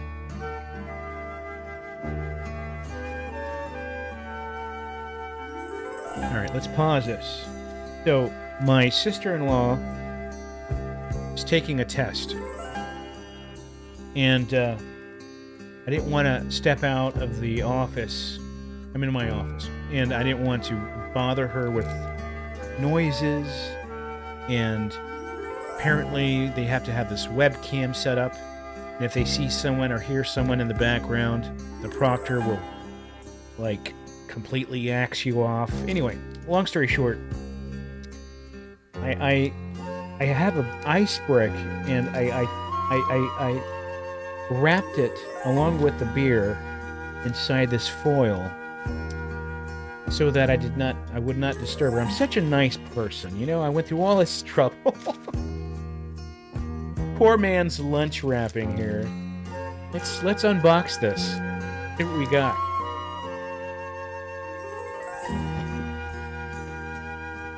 Yes. Ah, see? Look at this. Got our little Nordic ice pack. Very nice, very nice. Okay. Put that aside, and a piece de resistance. Von Wolfhausen Oktoberfest beer. By the way, if y'all have any Oktoberfest plans, please share in the comments, because I never get to celebrate Oktoberfest. I keep missing it. Let's fast forward this sad-sounding 80s drama TV show music.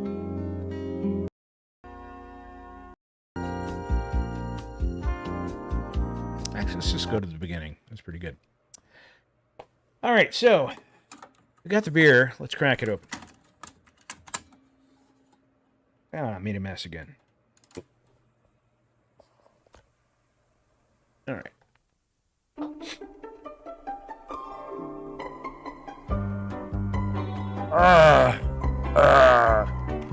Good stuff.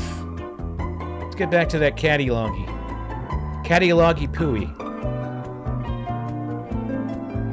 Put the schnitzel in your butt. Put the chili dog in your schnitzel. What do you got? A whole lot of butthole. Try to press play. Here we go. Look at this. Fancy. Oh, look at that. Read and write. No, speak or spell. Speak and spell. Speaker and spell. Socrates. What is Socrates? What is this funny looking thing? Socrates main unit. Socrates turns any TV into a language and fun center after you've converted your child's room into a schoolroom. With that furniture we saw earlier, over 90 built-in programs with 6 different levels and help teach your child math, spelling, music, and art. TV not included because the public school system is failing you, and this is why you must build a classroom in your home. Socrates main unit, wireless keyboard is an alphabetical order for easy letter location. Yada, yada, yada. I never even heard of a Socrates. Socrates. I should YouTube that. Yeah, I should YouTube that.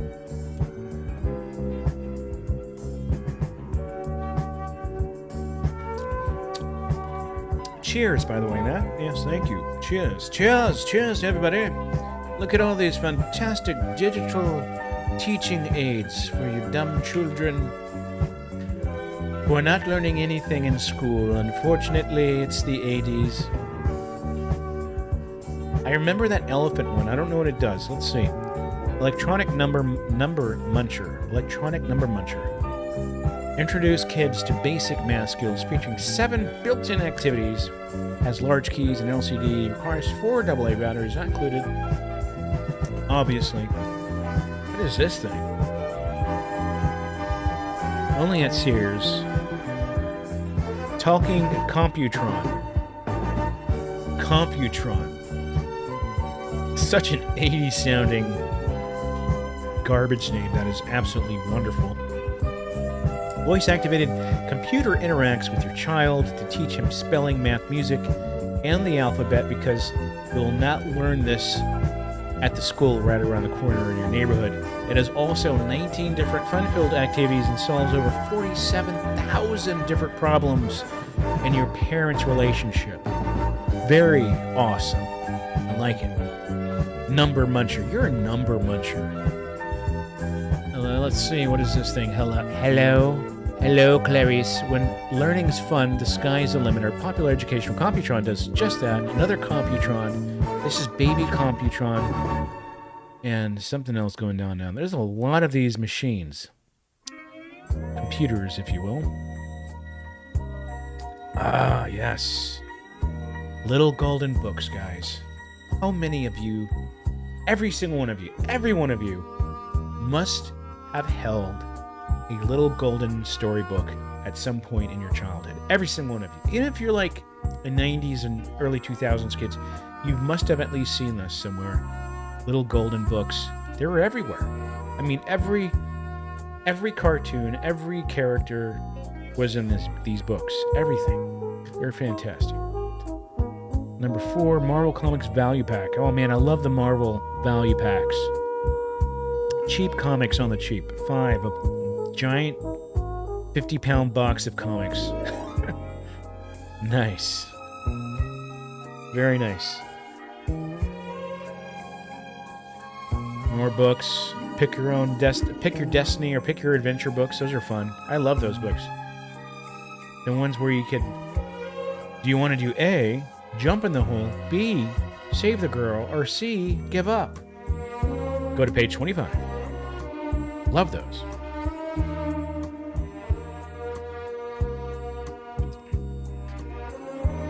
Ah, yes. Oh, look at those Legos.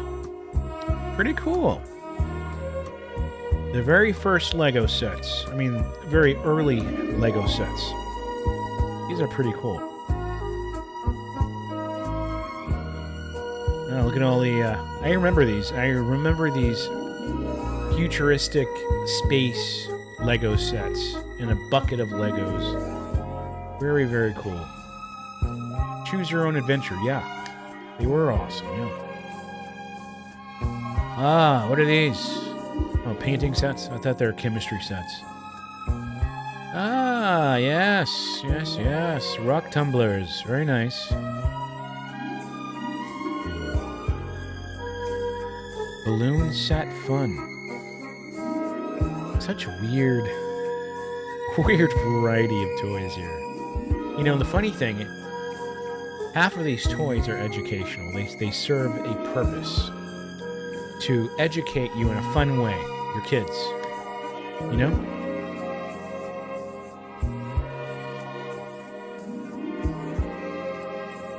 Wow, what was that? A carpentry set?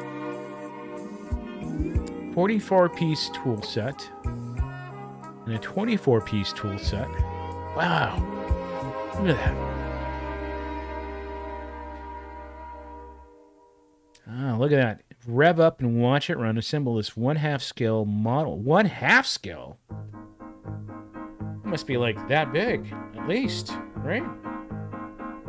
Assemble this half-scale model. Visible engine functions just like the real thing.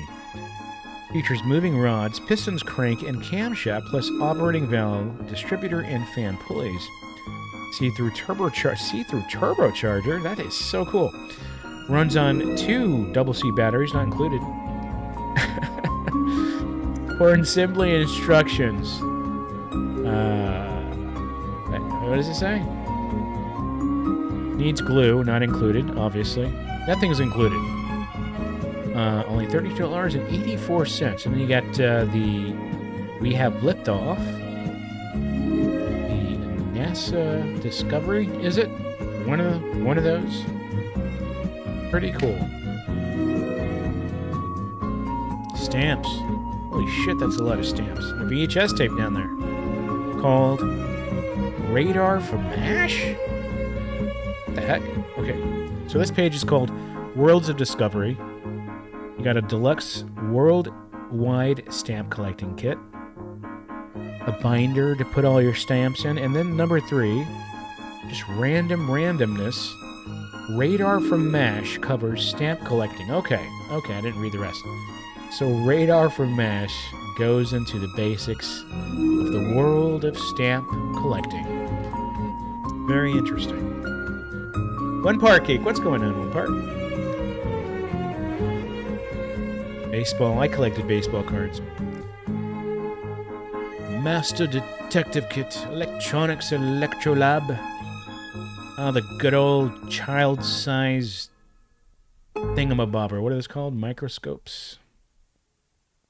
You know, when you haven't said a word in a long time, like microscope, I don't remember the last time I've used the word microscope. Your brain goes into a pause. It's like, I know what this is. I've said it hundreds of times. About 40 years ago. 30 years ago. But your brain just doesn't want to put out. It doesn't want to let you in on the secret. So you're looking at an object. You're like, I feel like an idiot for not remembering the name of this. Ah, microscope.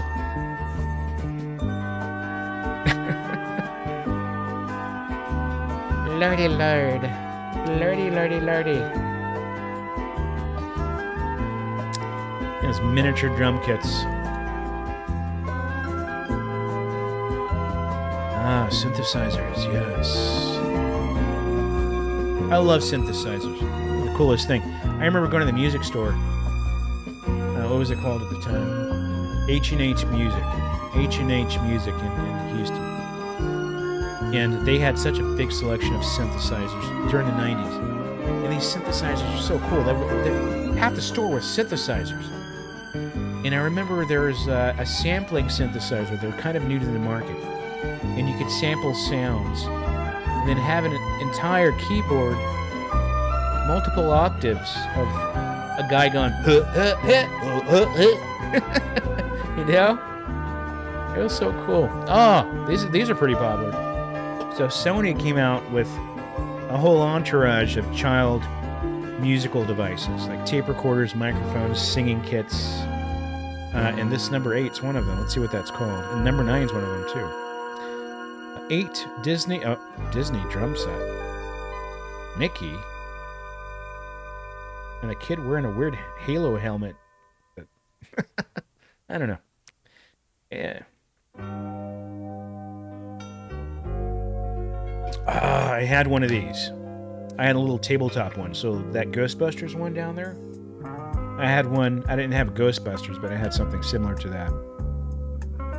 Wasn't that great? Just saying. Your child, too, can become a pool hustler. Well, that's pretty cool. Roll the high score and be the champ of sleek, high-tech electronic bowling. Number 8 there. Pretty neat.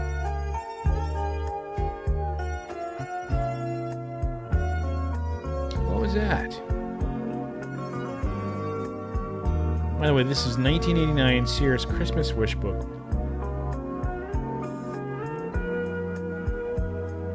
There we go. Number 3, it's a Ninja Turtles. Now they have their own arcade-style rapid-fire shooting gallery, and they dare to take it on. Fully self-contained. Really cool. I've never seen that. I've never, ever seen it. Gone Fishing. Totally remember that game. Totally remember that game. Tanner! Thank you, Tanner, for that tip. Thank you, man. Much appreciated. Getting low in the brown juicy juice, but that's okay. Cheers. Cheers. Oh, there you go. Gone Fishing. I've seen that plenty of times as a kid. In the Dark, never seen that. Cookie Jar, I think I've seen that. Operation, very obvious, yeah. And the others I don't recognize.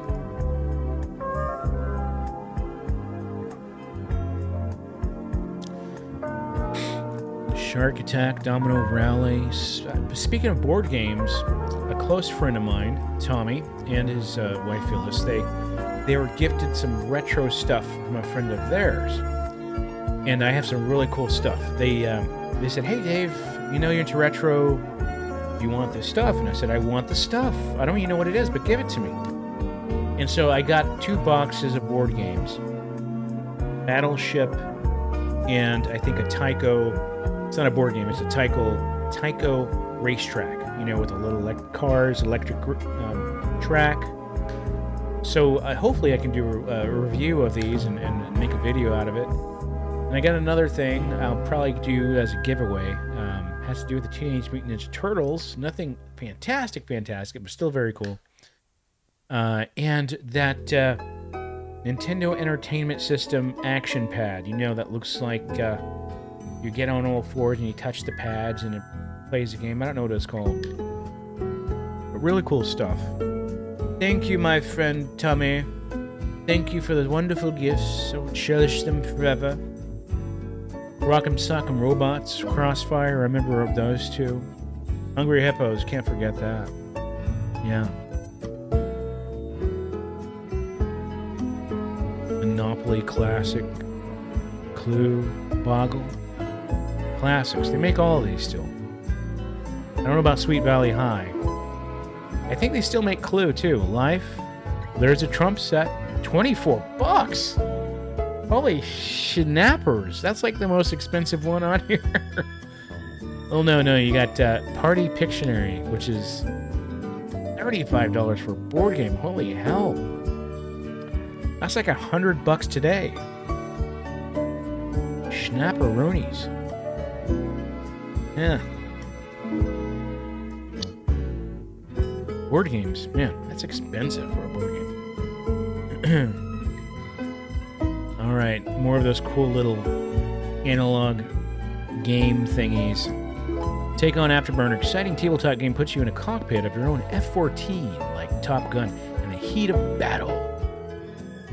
You're a champion driver. Take on the course. Go ahead and shift to 4th, but don't wipe out second skill levels. High impact plastic made from real acrylic. Real acrylic, guys. Ah, man. Okay, I'm kind of nerding out. Maybe a lot of you gals out there weren't into these boys games, meant for boys games, but the video games, maybe a lot of you were. I love these LCD or LED LCD? Yeah, LCD games. A lot of fun. I wish I had mine. I had like 2 or 3 of them when I was a kid, but I played them so much they got destroyed or stopped working. So much fun. Ah, man, look at this. Holy heck. So number 9, that looks like Game & Watch. Yeah, it is. So that, join Mickey and Donald at the circus. They need your help juggling and performing their wild acrobatics. Handheld Disney Nintendo Game & Watch has LCD screen. I have one right here. Let me grab it.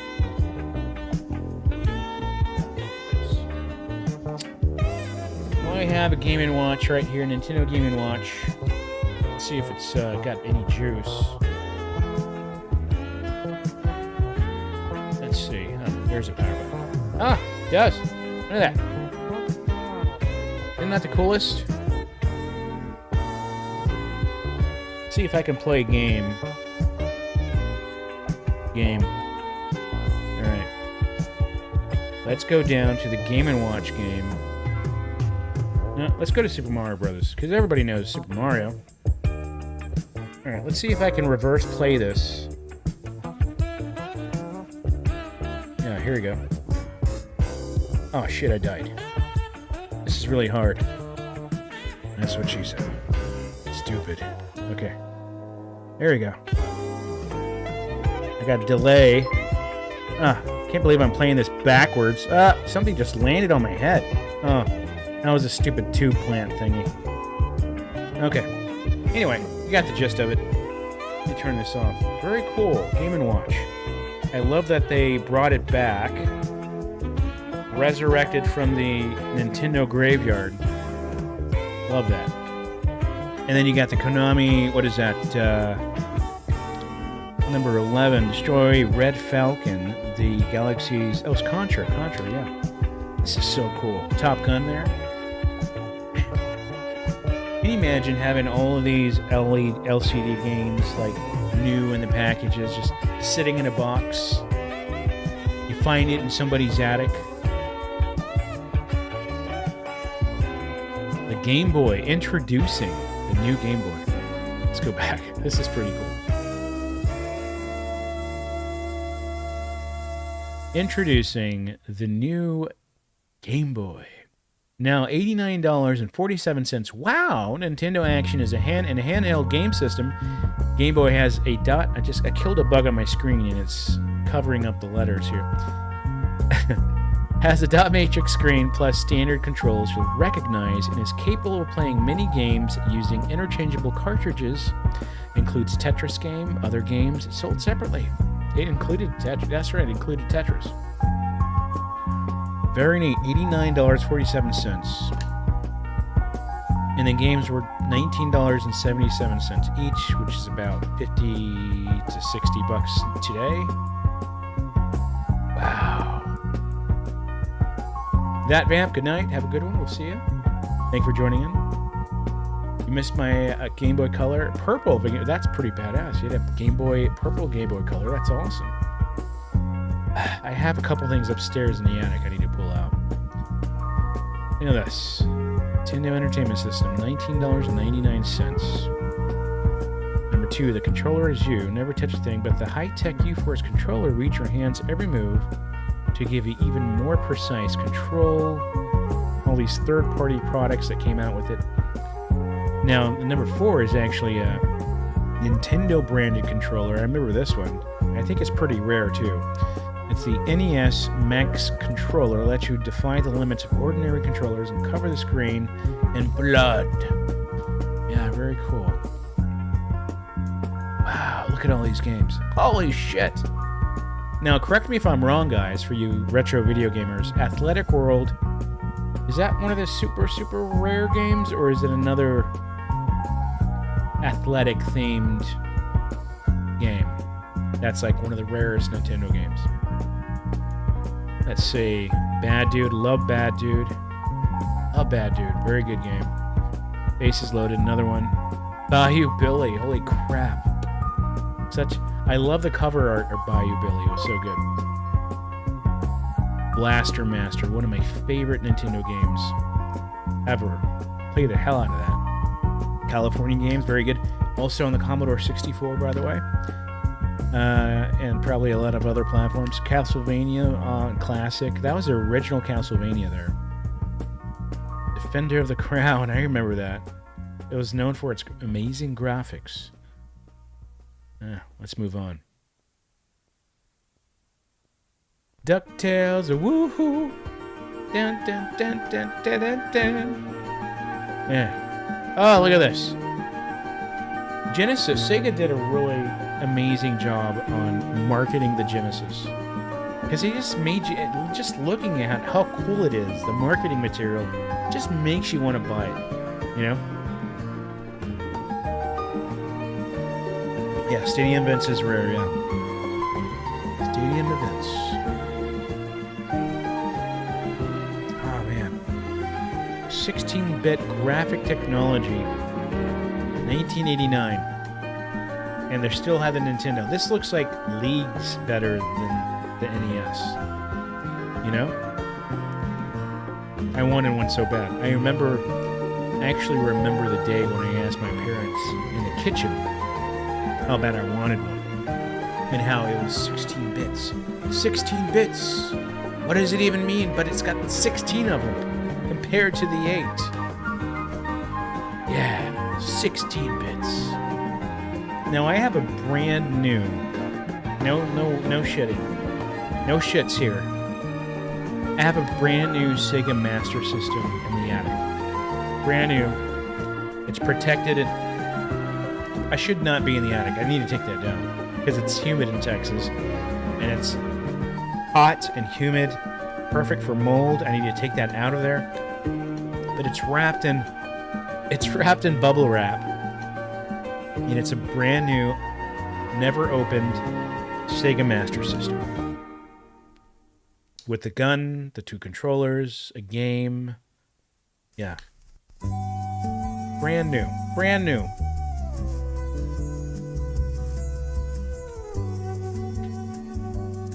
Lots of stuff. Look at all this stuff, man. So many toys. Do they even sell this many toys anywhere anymore? I mean, the only toy place I know that you can buy toys is Target. And you got Walmart too, but if you want a good selection of toys, which is shit compared to them, Target is all you got. Am I right? Is there any other place? I mean, there's no more Toys R Us. There's no merchandise store that carries an insane amount of toys like they used to. And maybe they just don't make that many toys anymore. Maybe they don't produce many toys for kids. You still have an RC Fast Tracks? Oh, crap. I think, Zach, I think the other thing I got was, so I said I had 2 board games. It was the Battleship, and I think it's a RC Fast Tracks. I think that's what it is. It's in the car. But we'll share. We'll do some show and tell next week or something.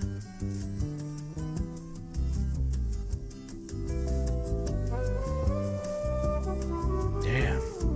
Getting serious with the RC stuff here.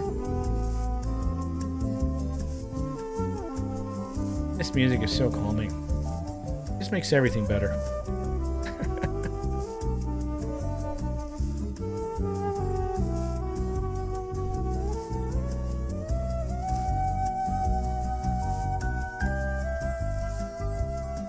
Oof. Man. Teenage Mutant Ninja Turtles and Ghostbusters. So popular back in this time. This is 1989. And of course, G.I. Joe never went out of popularity. But, look at all this stuff. Look at all these gadgets. Who you gonna call? Ghostbusters. Spot the evil spirits when you fire soft foam pellets up to 6 feet away at a speed of 50 miles per hour with the Ecto goggles and Ecto jalapeno popper. Comes with 4 soft pellets. Weight is 1 pound, 8 ounces, only for $12.89. You too can look like a goofball in front of your friends. Zap any ghost that tries to scare you. Number 2 with Neutrona Blaster. Just twist the handle and the proton beam will blast those ghosts. This is amazing. What's number 6? Super Fright Feature Heroes. What the hell is that? Huge Super Fright Feature Heroes. Each hero comes with companion ghost toy accessory. What the hell is a Super Fright Feature Hero and a Screaming Hero? Was that something that was on the real Ghostbusters? Was it the real Ghostbusters, maybe? I know some of you, I know a lot of you know. RoboCop and He-Man all in one. Okay. So I guess there was a collaboration with RoboCop and He-Man at one time? Look at that one over there. That's the RoboCopper. No, it's the RoboChopper. Man. Number 8, He-Man action figures comes in sets of 2. 5 inches tall. He-Man Frog, Hydra Skeleton, Flip Shot Optic. I'm sure that someone special in this chat can definitely answer that question. Did He-Man and RoboCop do a collaboration?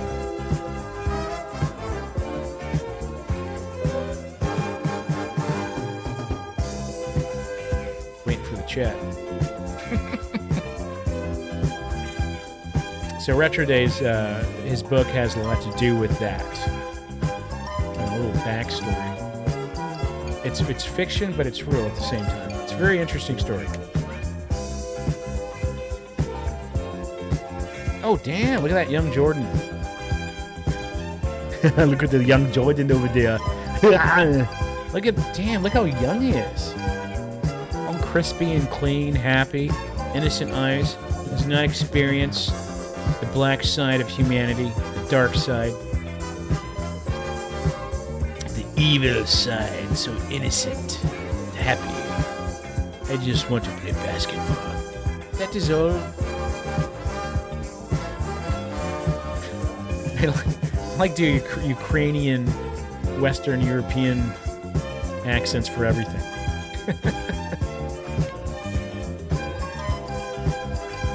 And that G.I. Joe camping set. I would totally dig hanging out in the backyard. Probably wouldn't fit.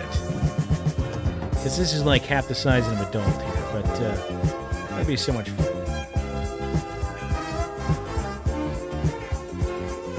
Who didn't have a metal tube play set in their backyard? Look at this. That metal stainless steel, 99 degrees, your son dead. Cooked skin, flesh all the way through. It's like turkey leg season. Don't go near that crap when it's hot outside.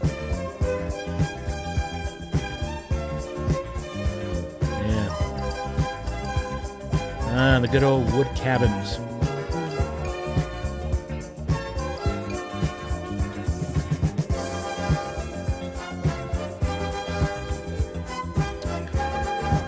So many toys.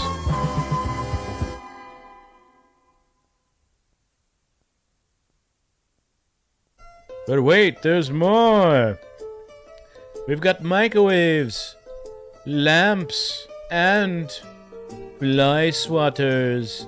And don't forget the spatulas. Order today and get the second one for free. Yeah, man. We had a playground next to my godfather's house.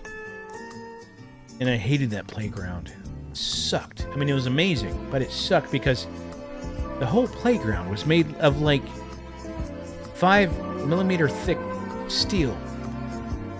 And it was like the most hardcore steel ever. I mean, it was like you had a spaceship that you'd climb to the top. It had a slide.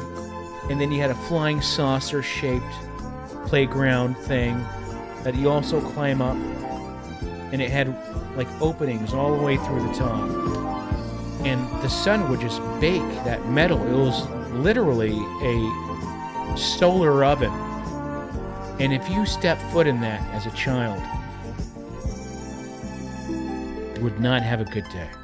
You'd come back with scarred, burnt, crispy, blistering skin. Holy shit, it was not fun. Not fun at all to be burnt. Baby pork belly, burnt to a crisp. Look at this. The old Renaissance, no wait, the old township carpenter's set. The one Lincoln had as a kid, as a babe.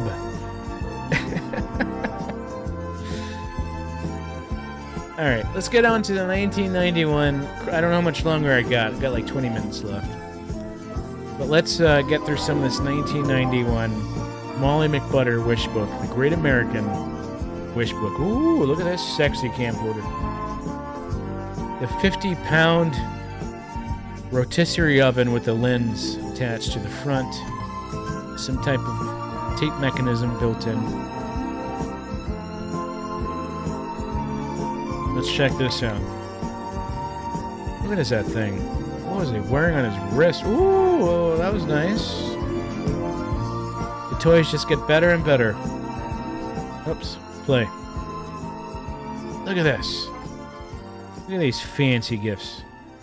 It's not a Socrates anymore. Introducing the electronic sketchpad. Panasonic 10-inch color TV with remote control.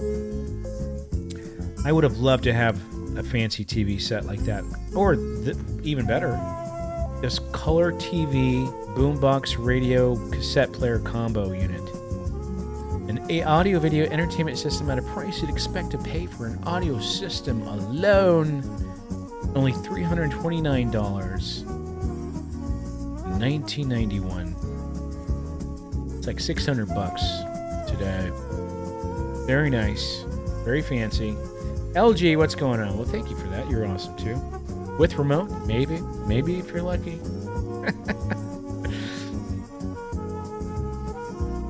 Yeah, good stuff. Dude, that'd be so cool, though.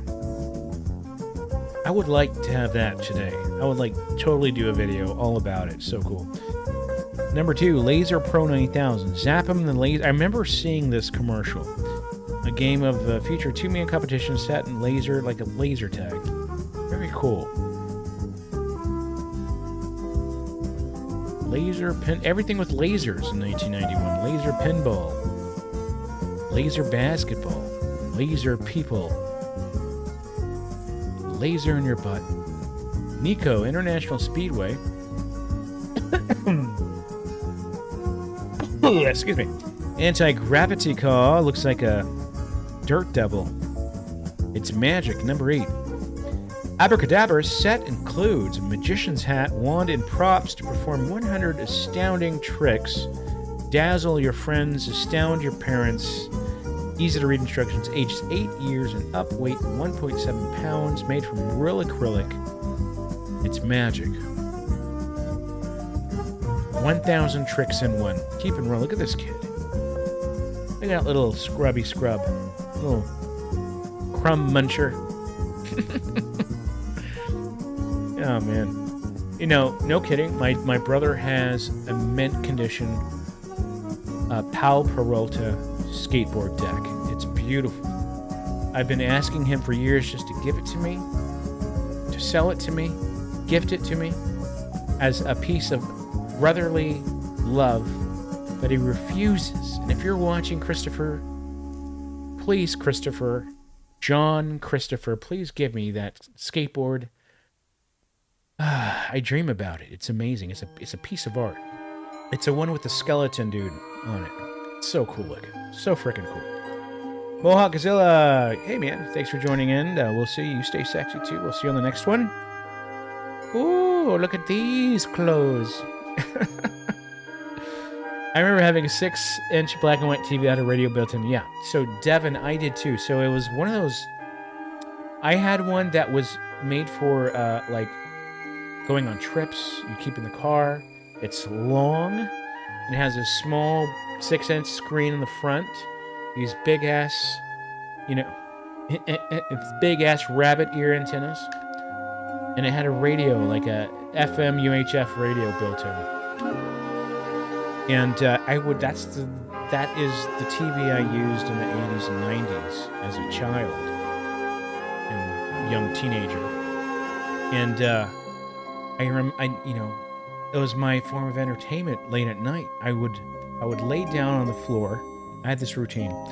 In the summertime, when I visit my dad, I would stay with my dad, and I would lay down on the floor, prop a pillow underneath my head, and I would take the little portable 6-inch television, black and white, and I would prop it on my belly, and I would watch it like this, you know? And you use the knobs to tune in to channel 2 or 12 or whatever it was, watching Letterman, things like that. Ah, man, those were the days. Those were the days, son. Those were the days. Introducing the Miracle Piano Teaching System makes learning how to play the piano easy and fun. Wow, so fancy. Oh, it's a Nintendo Entertainment System keyboard setup. You play music, you create and play music as a game on the Nintendo system. That's crazy. Never heard of that. Only $3,000. Only $3,000. My story fit perfectly with the music. Like this music was made for this one moment we're having right now. Y'all remember in electronic encyclopedias? Oh man, good stuff. Only $300. Introducing the dual deck VCR from Go Video. I definitely remember Go Video. $700. That's like almost $3,000 today. $15 monthly on Sears charge plus. What? The only VCR with... okay, $15 a month if you put it on Sears credit. Okay. The only VCR with 2 VHS decks inside one cabinet so you can watch a video while recording a TV program. Edit videotapes to it. Look at that remote. That's a sweet-looking remote. Sweet. Sweet. Introducing the dual deck VCR from Go Video. Such fancy stuff. Sony Handycam. I think my dad had a Handycam like this. Panasonic portable CD with... man, this is such cool stuff. This is like stuff you would see in the Sharper Image, you know? Or your local mall high-end electronics store. The fancy electronics. Fancy. Fuzzy Logic, guys. This is before AI. We had fuzzy logic. It doesn't sound like something that you would kind of write home about. It's logic, but it's kind of fuzzy. Fuzzy logic. Sees the entire field of view, not just the corner portion. Another first in the world of fuzziness. Sony Video Walkman. Now that, my friends, if you took that shit to show and tell and showed your friends, took it to school, if your dad let you use the Sony Video Walkman, you know you've arrived. I think that has a tape player in it too, right? Let's see. I don't know. Only $1,000, by the way. Only $1,000 to make your kid happy. What was that? Not really a kid's store, really. Unless your dad buys it, he gets tired of it, and then you start using it. Backup warning light with the beep. New from Maruta. The smallest improvement in communication since the transistor is a fax machine. Faxes. How powerful. I don't know, that number 5, that little pink thing down there, it looks a lot like a flip phone, but it's really just a calculator. I think someone traveled back in time and didn't realize that it was a phone, so they're just like, yeah, it looks like a calculator. Looks like a calc. Oh, that pink phone. So I have a Swatch. You know what? I'll be right back. I'll do a little show and tell. Impromptu show and tell. Y'all hang in there. I'll be right back. I'll ignore this countdown thing. Watch that. I'll be right back.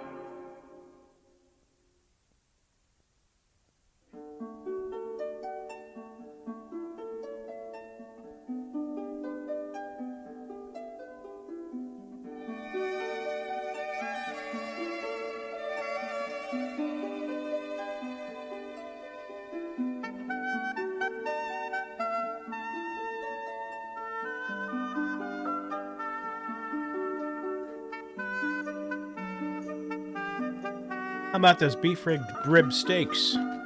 So the Swatch watch was so cool. Swatch watches were really cool back in the day. Let's do a little unboxing here, and I'll show you how cool it is. Actually, let's go to the Big Dave. Big Dave. Let's go to the Big Dave camera here. I snuck in a cheese stick, a little mozzarella cheese stick, while I was away. It was stuck in my tooth. All right, where are we? Where are we at? Where is it? My down little keypad's not working anymore, so I can't switch over to these scenes. Where is it, Davey? I like talking to myself. Let's see. Oh, is this it? Nope, that's not it. Is this it? Yeah, this is it. Okay. So here we go. Show and tell. Bust open this box. Yeah.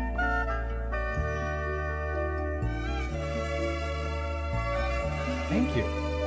It's like it's brand new. It's like Christmas. It's like a Christmas wish book come to life. The Christmas wish book has come to life. Christmas is here. Look at this. The Swatch, this is a variation of the same phone, as you can see. It's got that weird curve. But this is the cool guy one, you know? Look at that. It's so cool. Look at these red buttons. Ah, can you hear that? Can you hear that? This is so cool. What's under here? I don't know. Let's find out. Ah, it's to put your important contacts. Contacts. Because we are forgetful, especially me. Look at that. So cool.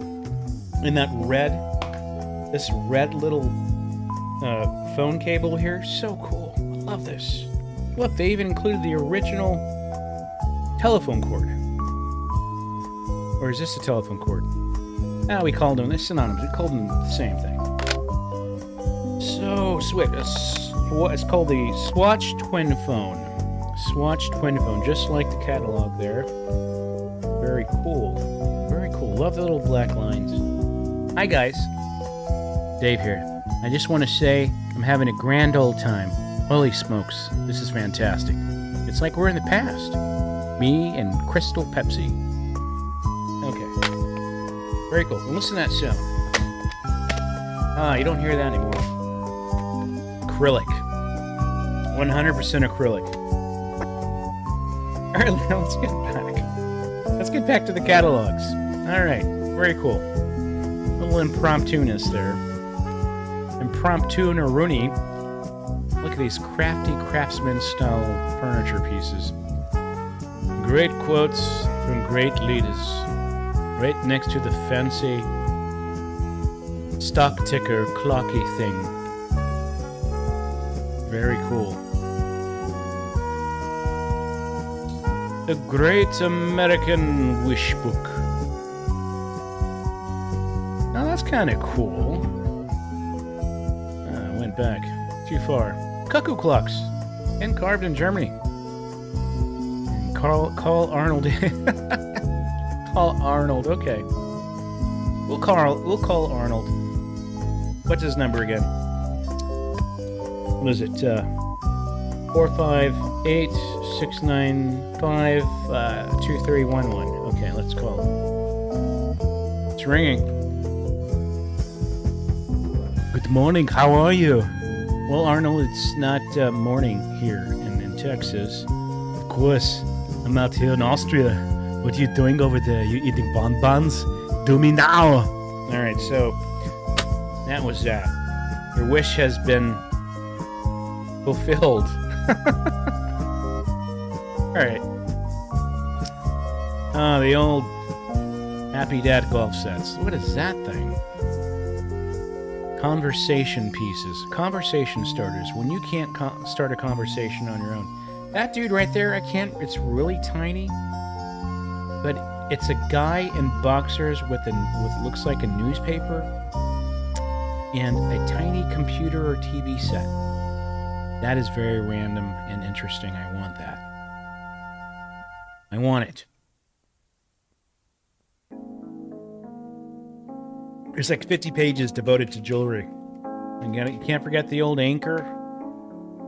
And the anchor and the eagle.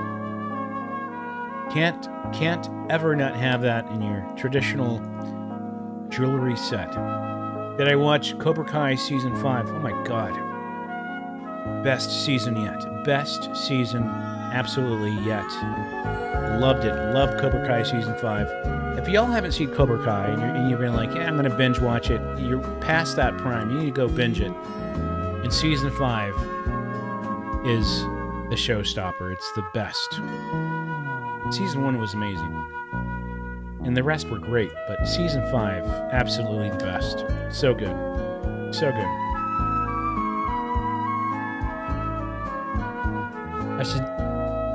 I should do the voice for Arnold.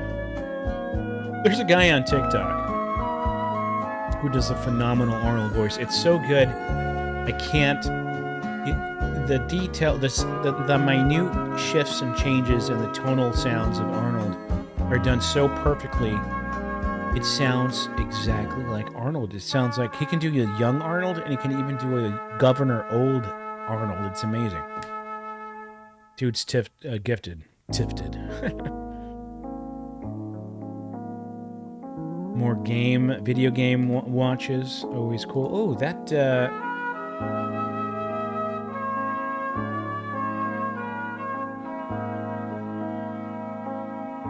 this is fantastic right here. This little, Linus watch with the keyboard, band. So cool.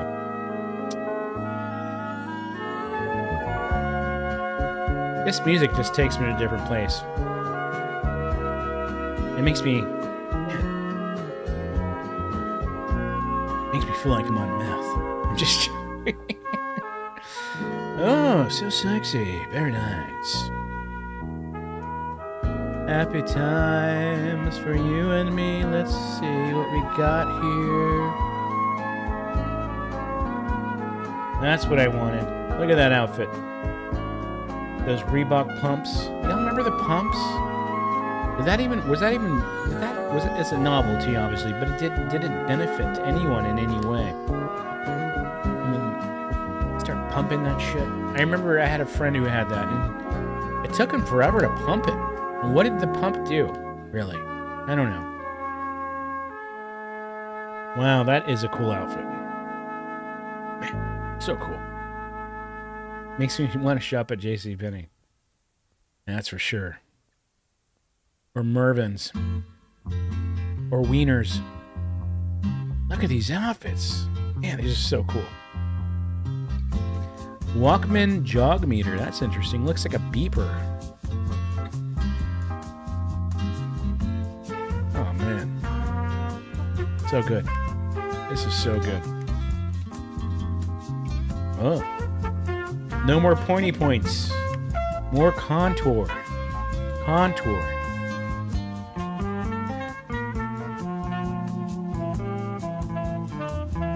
Very cool.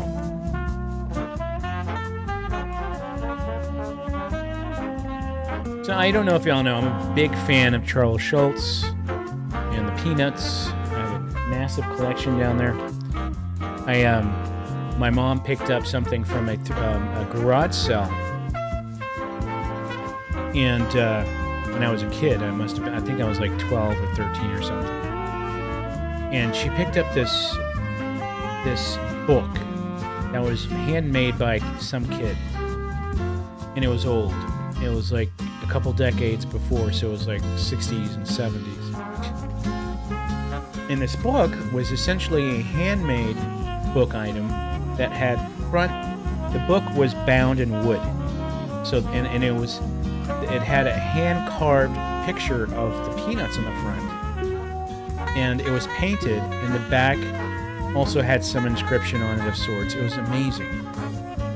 And the inside must have had like 100 pages, and each page was like a scrapbook essentially. And it had clippings of years and years of the Peanuts that this kid had saved. And he cut them out, and row by row, he glued them to each side of the page. I thought it was the most amazing thing ever, because one, it must have taken this kid years to collect and put together and make. And the artistry and the whole book was just, I've never seen anything like it. I lost it. I didn't pay for a storage unit, and I let it go, along with other amazing retro stuff.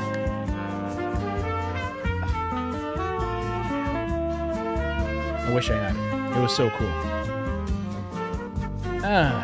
Do you think we've lost something in an Amazon world? No shopping magazines. Yeah, you know what?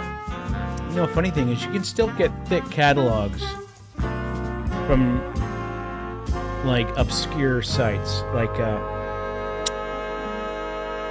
what's the there's a music company, like a musical instrument company called Sweetwater, and they have thick ass catalogs, like really thick catalogs that they still send out free to their to customers. And I get one every year, and I just got one a couple of days ago, and it's literally like an inch thick. Like the good old days catalogs, you know, color pages, very thin but legible. Yeah, but for the most part, yeah, to answer your question, yeah, nobody does that, and I miss it. It'd be so cool to have a stack of catalogs sitting over here, you know, and just, I remember as a kid, I used to thumb through page by page, just sitting on the floor, grab my parents' JCPenney catalog, which was like 2-3 inches thick, and just go look at each page and just dream about having this and that and that and that and that and that and that. It's like, one of these days I'm going to have this, I'm going to buy that, and this would be so cool to have. I don't even know what that is, but I want that. Dreaming as kids through merchandise catalogs. So good.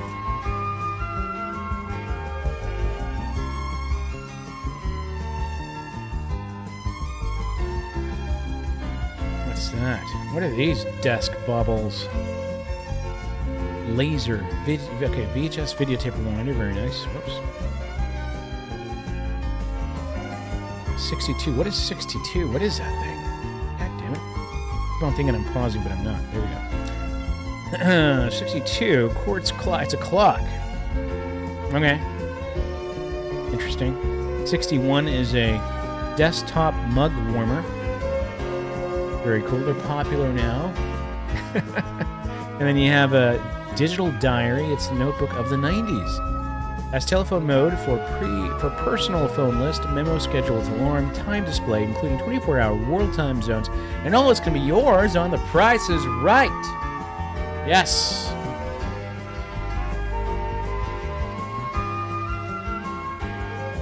Yeah, Sky Mall catalogs are always fun. They don't have them anymore, right? They don't have them anymore in planes. I haven't seen one in years, maybe 5 years. I should look on eBay. Actually, you know what? Let's go to eBay real quick. eBay.com. Sky Mall catalog. That's a great idea. Look at this. 2015. Yeah, that's about the same time I remember last seeing one, is like in 2015.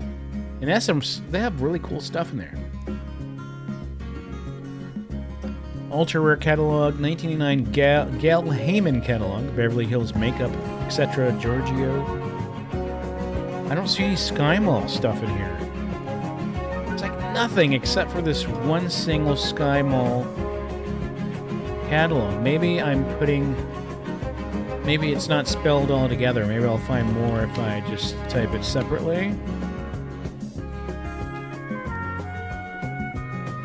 I miss the days when the Sears catalog sold pickles and penis pumps as a gift combo. Me too, man. Think about it all the time. What is this? South Lake Mall 1993 Lake County, Indiana Rare Mall Store Catalog? There's like no Sky Mall catalogs. No one saved this stuff. I would love to get my hands on some. What is this?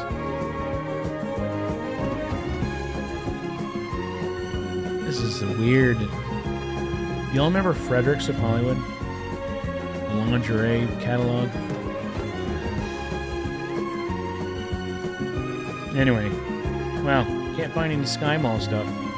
That's crazy. Number 6. Teenage Mutant Ninja Turtles Slimy Green Ooze Bubble Bath. Ooh, I remember the cartoon-themed or marketed bubble bath stuff. I remember all that. That is so cool. What the hell was that?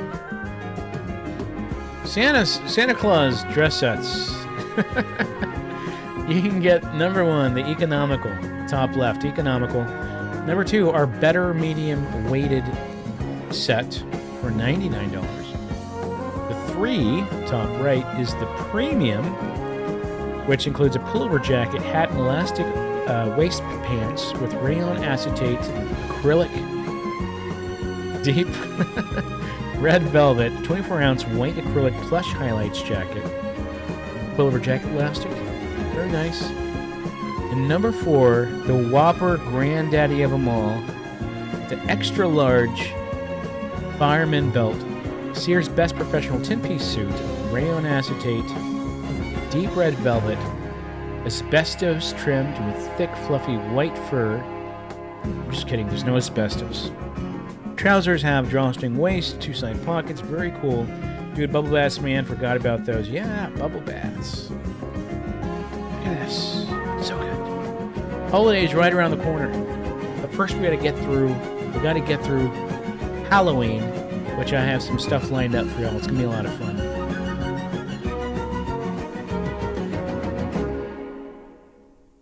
Oh, Cabbage Patch Kids. So that's a knockoff Cabbage. That's not a real Cabbage Patch Kid. That's a knockoff. Ugh.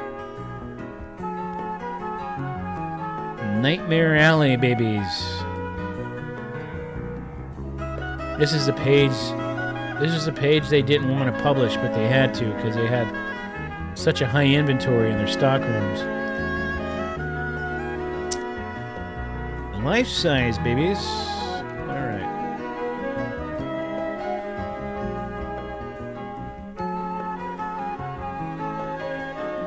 lot of the stuff was repeat stuff we saw in the other catalog. What was that? Vanilla Ice? New Kids on the Block, 1991, and Vanilla Ice.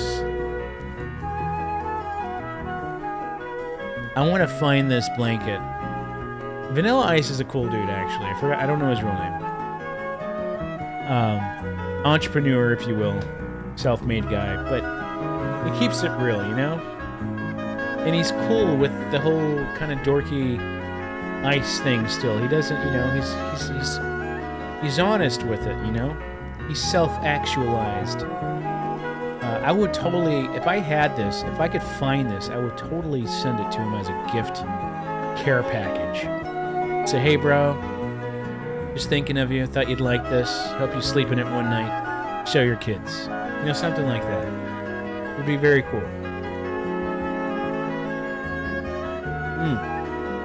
Classic Jordan stuff there.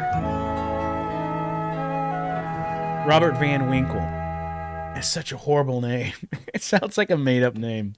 But yeah, it's Robert Van Winkle. That's right.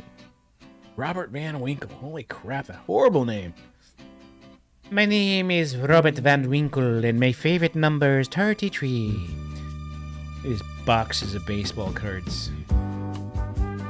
Did I ever see Vanilla Ice's new metal rebrand? No.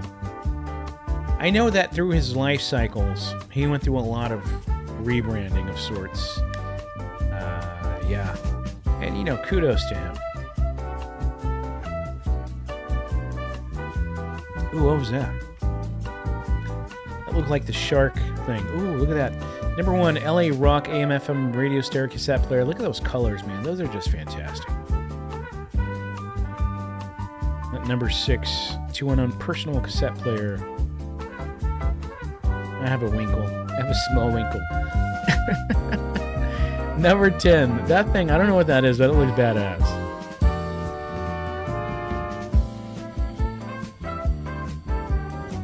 Karaoke machines. I didn't know they were popular back then.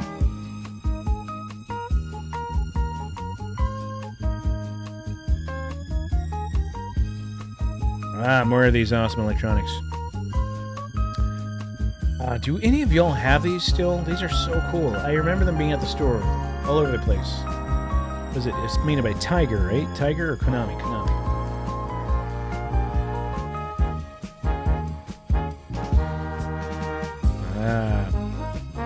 Yes, the Game Boy magnifying backlit glass thingy. Oh, the Lynx. I gotta say, the Lynx is crap. It's one of the crappiest handheld console gaming platforms ever, but I loved this Batman black dark themed style of this handheld unit. It was so cool. And you know, the games didn't look that bad. They looked pretty good.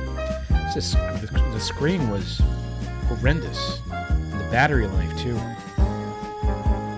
Only requires 52 AA batteries, not included, obviously. Oh, same thing with the, what was it, the Game Gear. Right, Game Gear. That thing had a horrible battery life, too. But a very cool concept. Oh. So, I went off the beaten path with my toys. My dad liked to give me unique things that your typical kid didn't have, or he tried to at least. So I had, of the things that my dad gave me, bless him, he got me a TurboGrafx, the exact same thing here. I remember I had Splatterhouse, I had Kids, it was like this robot game. I had Bonk. What else did I have? I had a couple others. I love Splatterhouse. I love this game system. It was one of my favorites. And my dream was to have the handheld version of this, which is number 2, the Turbo Express. The cool thing about Turbo Express is basically the TurboGrafx console that fits in a tiny little handheld unit. You put the same games in there, and you can even add on a TV tuner so you can watch the old ball game on it. So cool, so cool. Very, very, very, very, very, very cool. Yeah, they all drain batteries like nobody's business. The cheap version Sega Master System. economy version. Sega Genesis 150. Ah, Michael Jackson Moonwalker, one of the best games on that system. Oh, yeah. All this goodness. We've seen a lot of this up. All right. There is one last thing I wanted to share with you guys before we go to bed. Betty Poo. It's already 12. And let me search for it. SCHLUTZ. Oh, Peanuts. Let me go Charlie Brown. Here we go. Oh, let's do it on the other screen. We'll transition here. We'll pivot. We're going to pivot here in a second. Okay, here we go. So there was a time when I was really into, and I still am. I love the idea of it, but it didn't really catch on, and there's not much interest in it. But I think I love it. I think I would have kept on going if I had the time and energy. But I created a series in my channel called the Film Archives, or Film Strip Archives, because I have a lot of vivid memories as a kid watching film strips. And the film strips was not like your 8mm. I mean, they would call it film strip, but in elementary school we called it a film strip. And what it was, it looked like a television set, but you pop in a cassette tape, and you pop in a tiny, I think it was an 8mm film roll, and they worked in tandem, the tape for the audio and the strip for slides, and the slides would play, and there'd be voiceover and music on each slide. I don't know if you all remember this in elementary school. And I just love the concept of it as a kid. I just was really into it. And so I went on eBay for about a year, back in what is this, what year was this? 6 years ago. I was going on eBay and I was looking for these film strips, and I found the machine that played them in working order. And then I found a box of these film strips. And one of them is a film strip called The Man Who Invented Snoopy. And it's very rare. I'm probably the only person on YouTube who has this material. I have a bunch of others that I did. And let's watch this together. And I know it's getting late, so if you want to turn in, that's fine. But for those of you who want to stay, it's a goodie. It's only 12 minutes, but it's really, really good. If you're a fan of the Peanuts, you're going to love this. It's really good. It's basically the life of Charles Schulz creating the Peanuts. And it's a really good story. And the voiceover and the sound of the reel in the background, humming, is so nostalgic inducing. So, and I made this in 4K back in 2015 or 2016, which is, I was really trying to get ahead of the curve here. So let me go to the settings here. 4K in 2015 or 2016. That's crazy. Okay, let's watch it.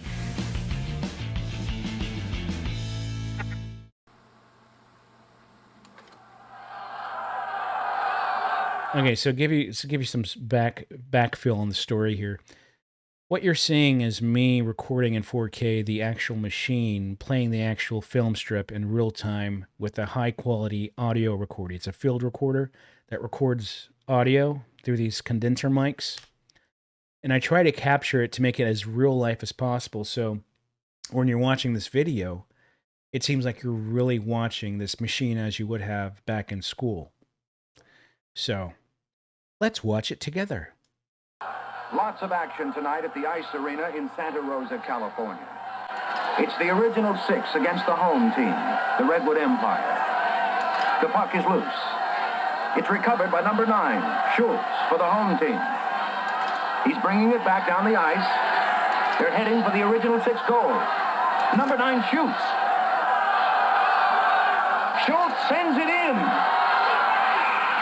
Wait a minute. Who is this number 9 anyway? Sparky Schultz, playing for the Redwood Empire Ice Hockey. So do y'all remember these as kids? And the slide know when's to turn to the next slide on the film roll based on a very tiny almost inaudible beep on the tape. So the tape directs when the machine turns the roll to the next slide. It's fascinating. Team. Never heard of him? Well, does this guy look familiar? He's part of Schultz's team. And what about him? Or these two? And especially this one. Now, do you know who Schultz is? He's Charles Sparky Schultz, the man who invented Snoopy. Listen to that music. So good. Ah, so fantastic. I love this shit. I love it.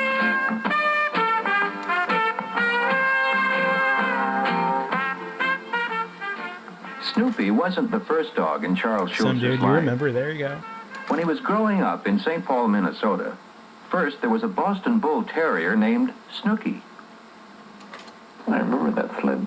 I remember being pulled in it over to my grandmother's house for lunch through a light snow. From his father, a barber, came an early interest in cartoons. He and I loved to read all the comics we could find. I was a great fan of Popeye, but the strip that influenced me the most was probably Wash Tubbs and Captain Easy as drawn by Roy Crane. Roy Crane had a rollicking style of drawing, and he created visual sounds which were perfect. Even Schultz's nickname, Sparky, came from a character in a comic strip. Barney Google's horse. Is that real tomato ketchup, Sparky? Dave, you like Brass Bonanza? I have not heard of that, but send me a link. Sounds interesting. Sparkplug.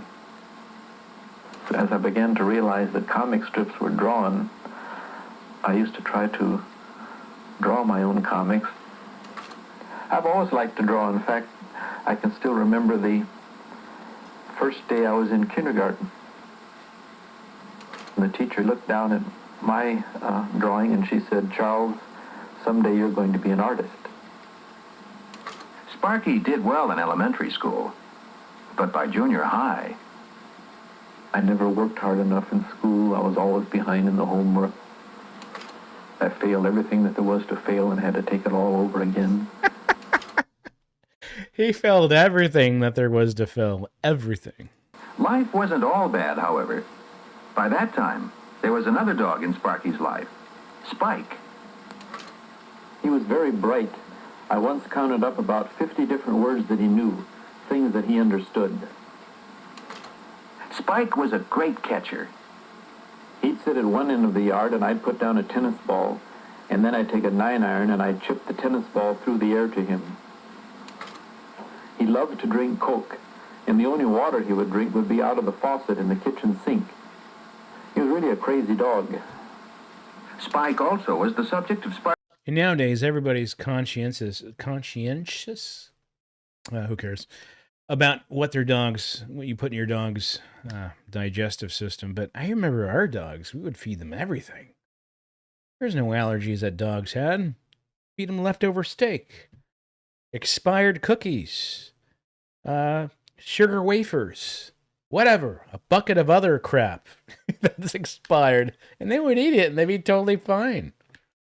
Sparky's first published drawing. Not until he was a senior did Sparky Schultz start making good grades.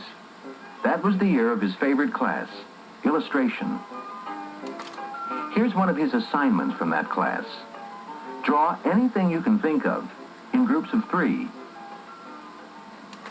Sparky's mother encouraged him to take the first step toward becoming a cartoonist when he was 18. He signed up for a correspondence course in drawing from the art instruction schools. But his work was interrupted when he was drafted into the Army in 1943. Jeez, Army in 1943. It was a lonely time for 1943. him, but Sparky never stopped drawing. He carried this little sketchbook with him and drew what he saw in the United States and in France, where his division landed in 1945. Back in St. Paul after the war, Sparky started working for the art instruction schools, correcting student assignments. There, he learned the bird, importance it's of all good, drawing man. accurately and made some good friends, including one whose name he used later in a comic strip, Charlie Brown. A page of Sparky's panel cartoons was bought by Timeless Topics, a Catholic humor magazine. Then he sold a weekly feature called Little Folks to a St. Paul newspaper. So before the Peanuts became Peanuts, it was called Little Folks, or Little Folks. And that's the inception of the Peanuts crew or gang. Anyone starting to look familiar? And in 1948, Sparky began Michael to sell Guest, what's cartoons going to on, the man? Saturday Evening Post magazine, like this one of an ice hockey face-off in Morse a bird code bath. interceptor. 2 years later, in the fall of 1950, comic strip history was made. Peanuts was born. Penis. Not penis. Peanuts meaning small or insignificant. Although Sparky never liked it, United Features Syndicate gave the strip that name when they bought it. The strip may be small, but it's certainly not insignificant. I remember when the Chronicle had the color comic strips in the Sunday paper. And they used this very 80s looking font at the top, just like that. It now appears in close to 2,000 newspapers here and around the world. And Charlie Brown was there from the beginning. Charlie Brown, of course, is the one who holds everything together. Why is he drawn that way? I actually used to think that if I was walking, say, in downtown St. Paul, and I met one of the other kids I knew in school, he wouldn't even recognize me because I was so ordinary. It was... So the changes in the film, when it goes from the next slide to the other and it makes that ka-chunk sound, that I didn't fill that in. That's actually coming from this machine that you're seeing here. Very cool. Out of this sort of weird outlook on life that Charlie Brown's round, plain face was born. Charlie Brown has changed a little over the years.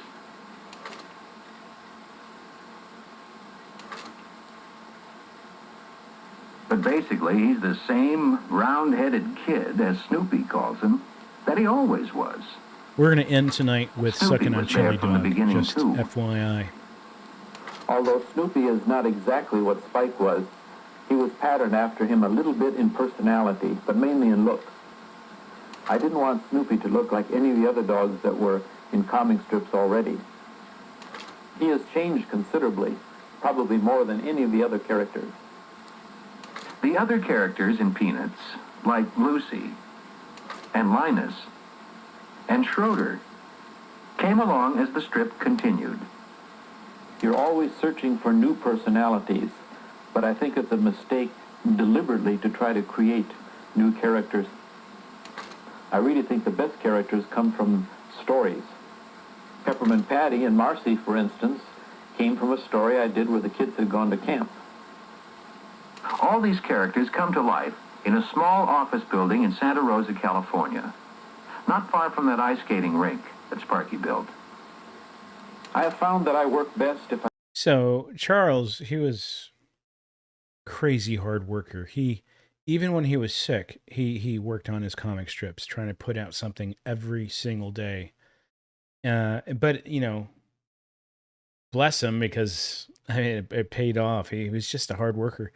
But I loved his lifestyle. He had a pretty lavish setup. So he had, you know, the Mercedes, and then he has a separate building just for his art studio. And man, his art studio would be something that I would have loved to have seen as a kid.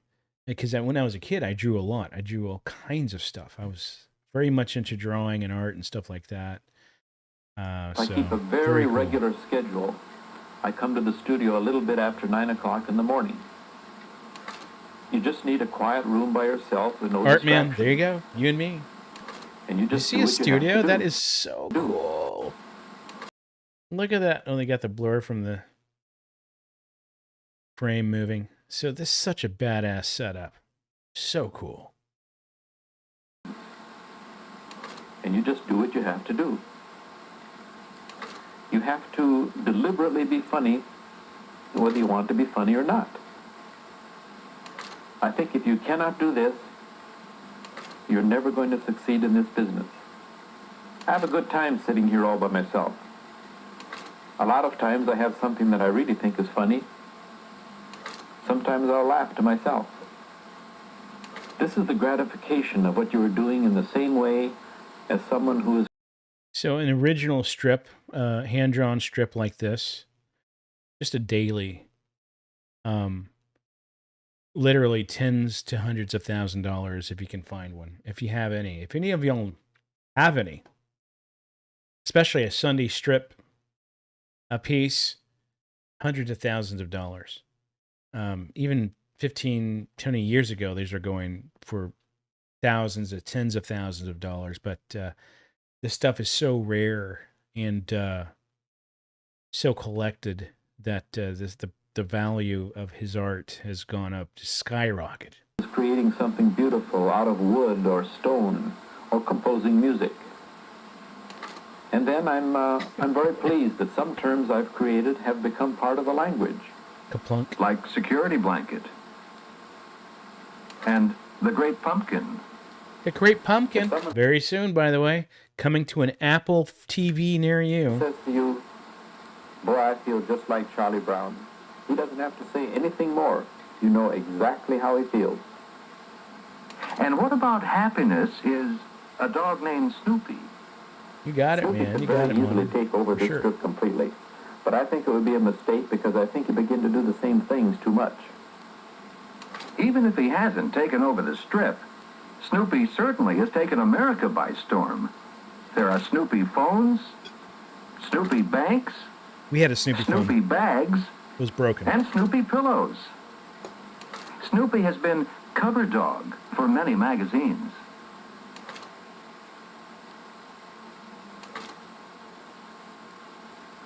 He has been in an off-Broadway play, in an ice show, and in several Emmy Award-winning television specials. Snoopy was even part of the Apollo 10 lunar expedition. The command module was nicknamed Charlie Brown. So, one of the most prestigious awards you can get as a civilian working at NASA is called the Snoopy Award. And it was based on the history and collaboration with Charles Schultz and his art. But it was adopted as kind of the NASA mascot back in the 80s. Very popular. And my dad actually received a Snoopy Award for working at NASA. He did satellite imaging and stuff like that. And the lunar module was named Snoopy. Here he is himself, inside the spacecraft, halfway to the moon. Snoopy, I think, as a character, is simply fun to look at. And so is Woodstock. And that's probably one of the reasons that they do succeed. Sparky has drawn more than 10,000 comic strips. I suppose I would find it difficult to know what to do with myself if I weren't drawing a Dynasty comic strip every Express. day. Thank you so much for that tip. Kind, Because beautiful ideas person. would continue to come to Little me, dribble here and I would left. I'm have to gonna have drink the some rest of it. outlet. Where do those ideas come from? Sometimes from the mail Sparky Thank you gets so from much his for that tip. readers. Or sometimes from Your dad things was he a has read squint? himself. Squint? I think I'm reading not is familiar with it. extremely important if you're going to be a cartoonist. But But I yes, think if you want your that's script what to get better we every call day, them. if you want to say things that are meaningful, then it is not only a full-time job, but it's something which just takes almost every waking thought that you have. And that means Sparky is thinking of the strip, even while he's playing ice hockey.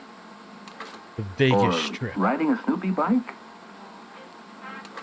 Right now, I'm fortunate that the comic strip that I draw will accept almost any thought that comes to my mind. Of course, you have a lot of people out there to read the strip, a lot of people to please. I think you just have to do what you do it the best that you can, and hope that as many people as possible will like it. Ah, interesting. Looks at imagery and they have to squint to see the details. Interesting, I didn't know that. I'll ask my dad about that. This is so cool. Yeah, this, I have a ton of other things, including Hanna-Barbera. If you want to go back in my channel, just go to my channel and look for Film Strip Archives, and all of my stuff will pop up. I don't think I only have like 8 to 10 videos, but yeah, so a lot of fun. Some great stories, stories from Film Strip books. They had books where it was narrated page by page, and these film strips, very cool stuff. Anyway, so we're going to do one more thing as a sign-off for the evening. Highly requested. Highly amazing. You're going to love it. Here we go. Sucking on Chili Dog. For your fantastic Tuesday night. It's so late, but it's so good at the same time. Here we go.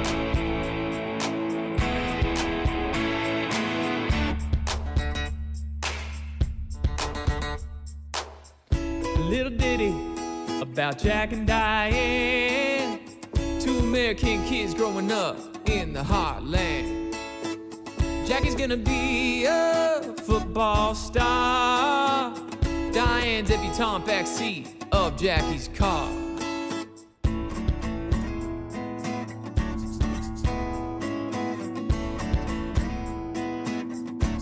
Here it goes. Sucking on a chili dog, sucking on a chili dog, sucking on a chili dog, sucking on a chili dog, sucking on a chili dog, sucking on a chili dog, sucking on a chili dog, sucking on a chili dog, chili dog, sucking on a chili dog, sucking on a dog, sucking on a chili dog, chili, sucking Chili. on a chili. That's like one of my favorite parts. He throws in a chili. Sucking a chili dog. Chili. That's so good. So good. Dog, chili, sucking on a chili dog, sucking on a dog, sucking on a chili dog, sucking on. Look at his teleprompt. It's nothing but sucking on chili dog. That's awesome. Sucking on chili dog, sucking on a dog, sucking on a chili dog, sucking on chili, sucking on a dog, sucking on a chili dog, sucking on chili dog. All right. So, good night, guys. I hope you had a wonderful evening. Very sad to see you all go. It's Tuesday evening. You know how it goes. We all got to work sometimes. But I'll see you this Friday. We're going to do another live stream as usual. It's going to be good. It's going to be great. I don't know what I'm going to do, but I'm going to put something together for you guys. And I'll see y'all Friday, so keep that night open if you want to have a fantastic, jolly old time. And I hope you all have a wonderful week. And until then, signing off. See you on Friday. Night, guys. Sucking on chili dog. Sucking on that chili dog. Sucking on chili dog.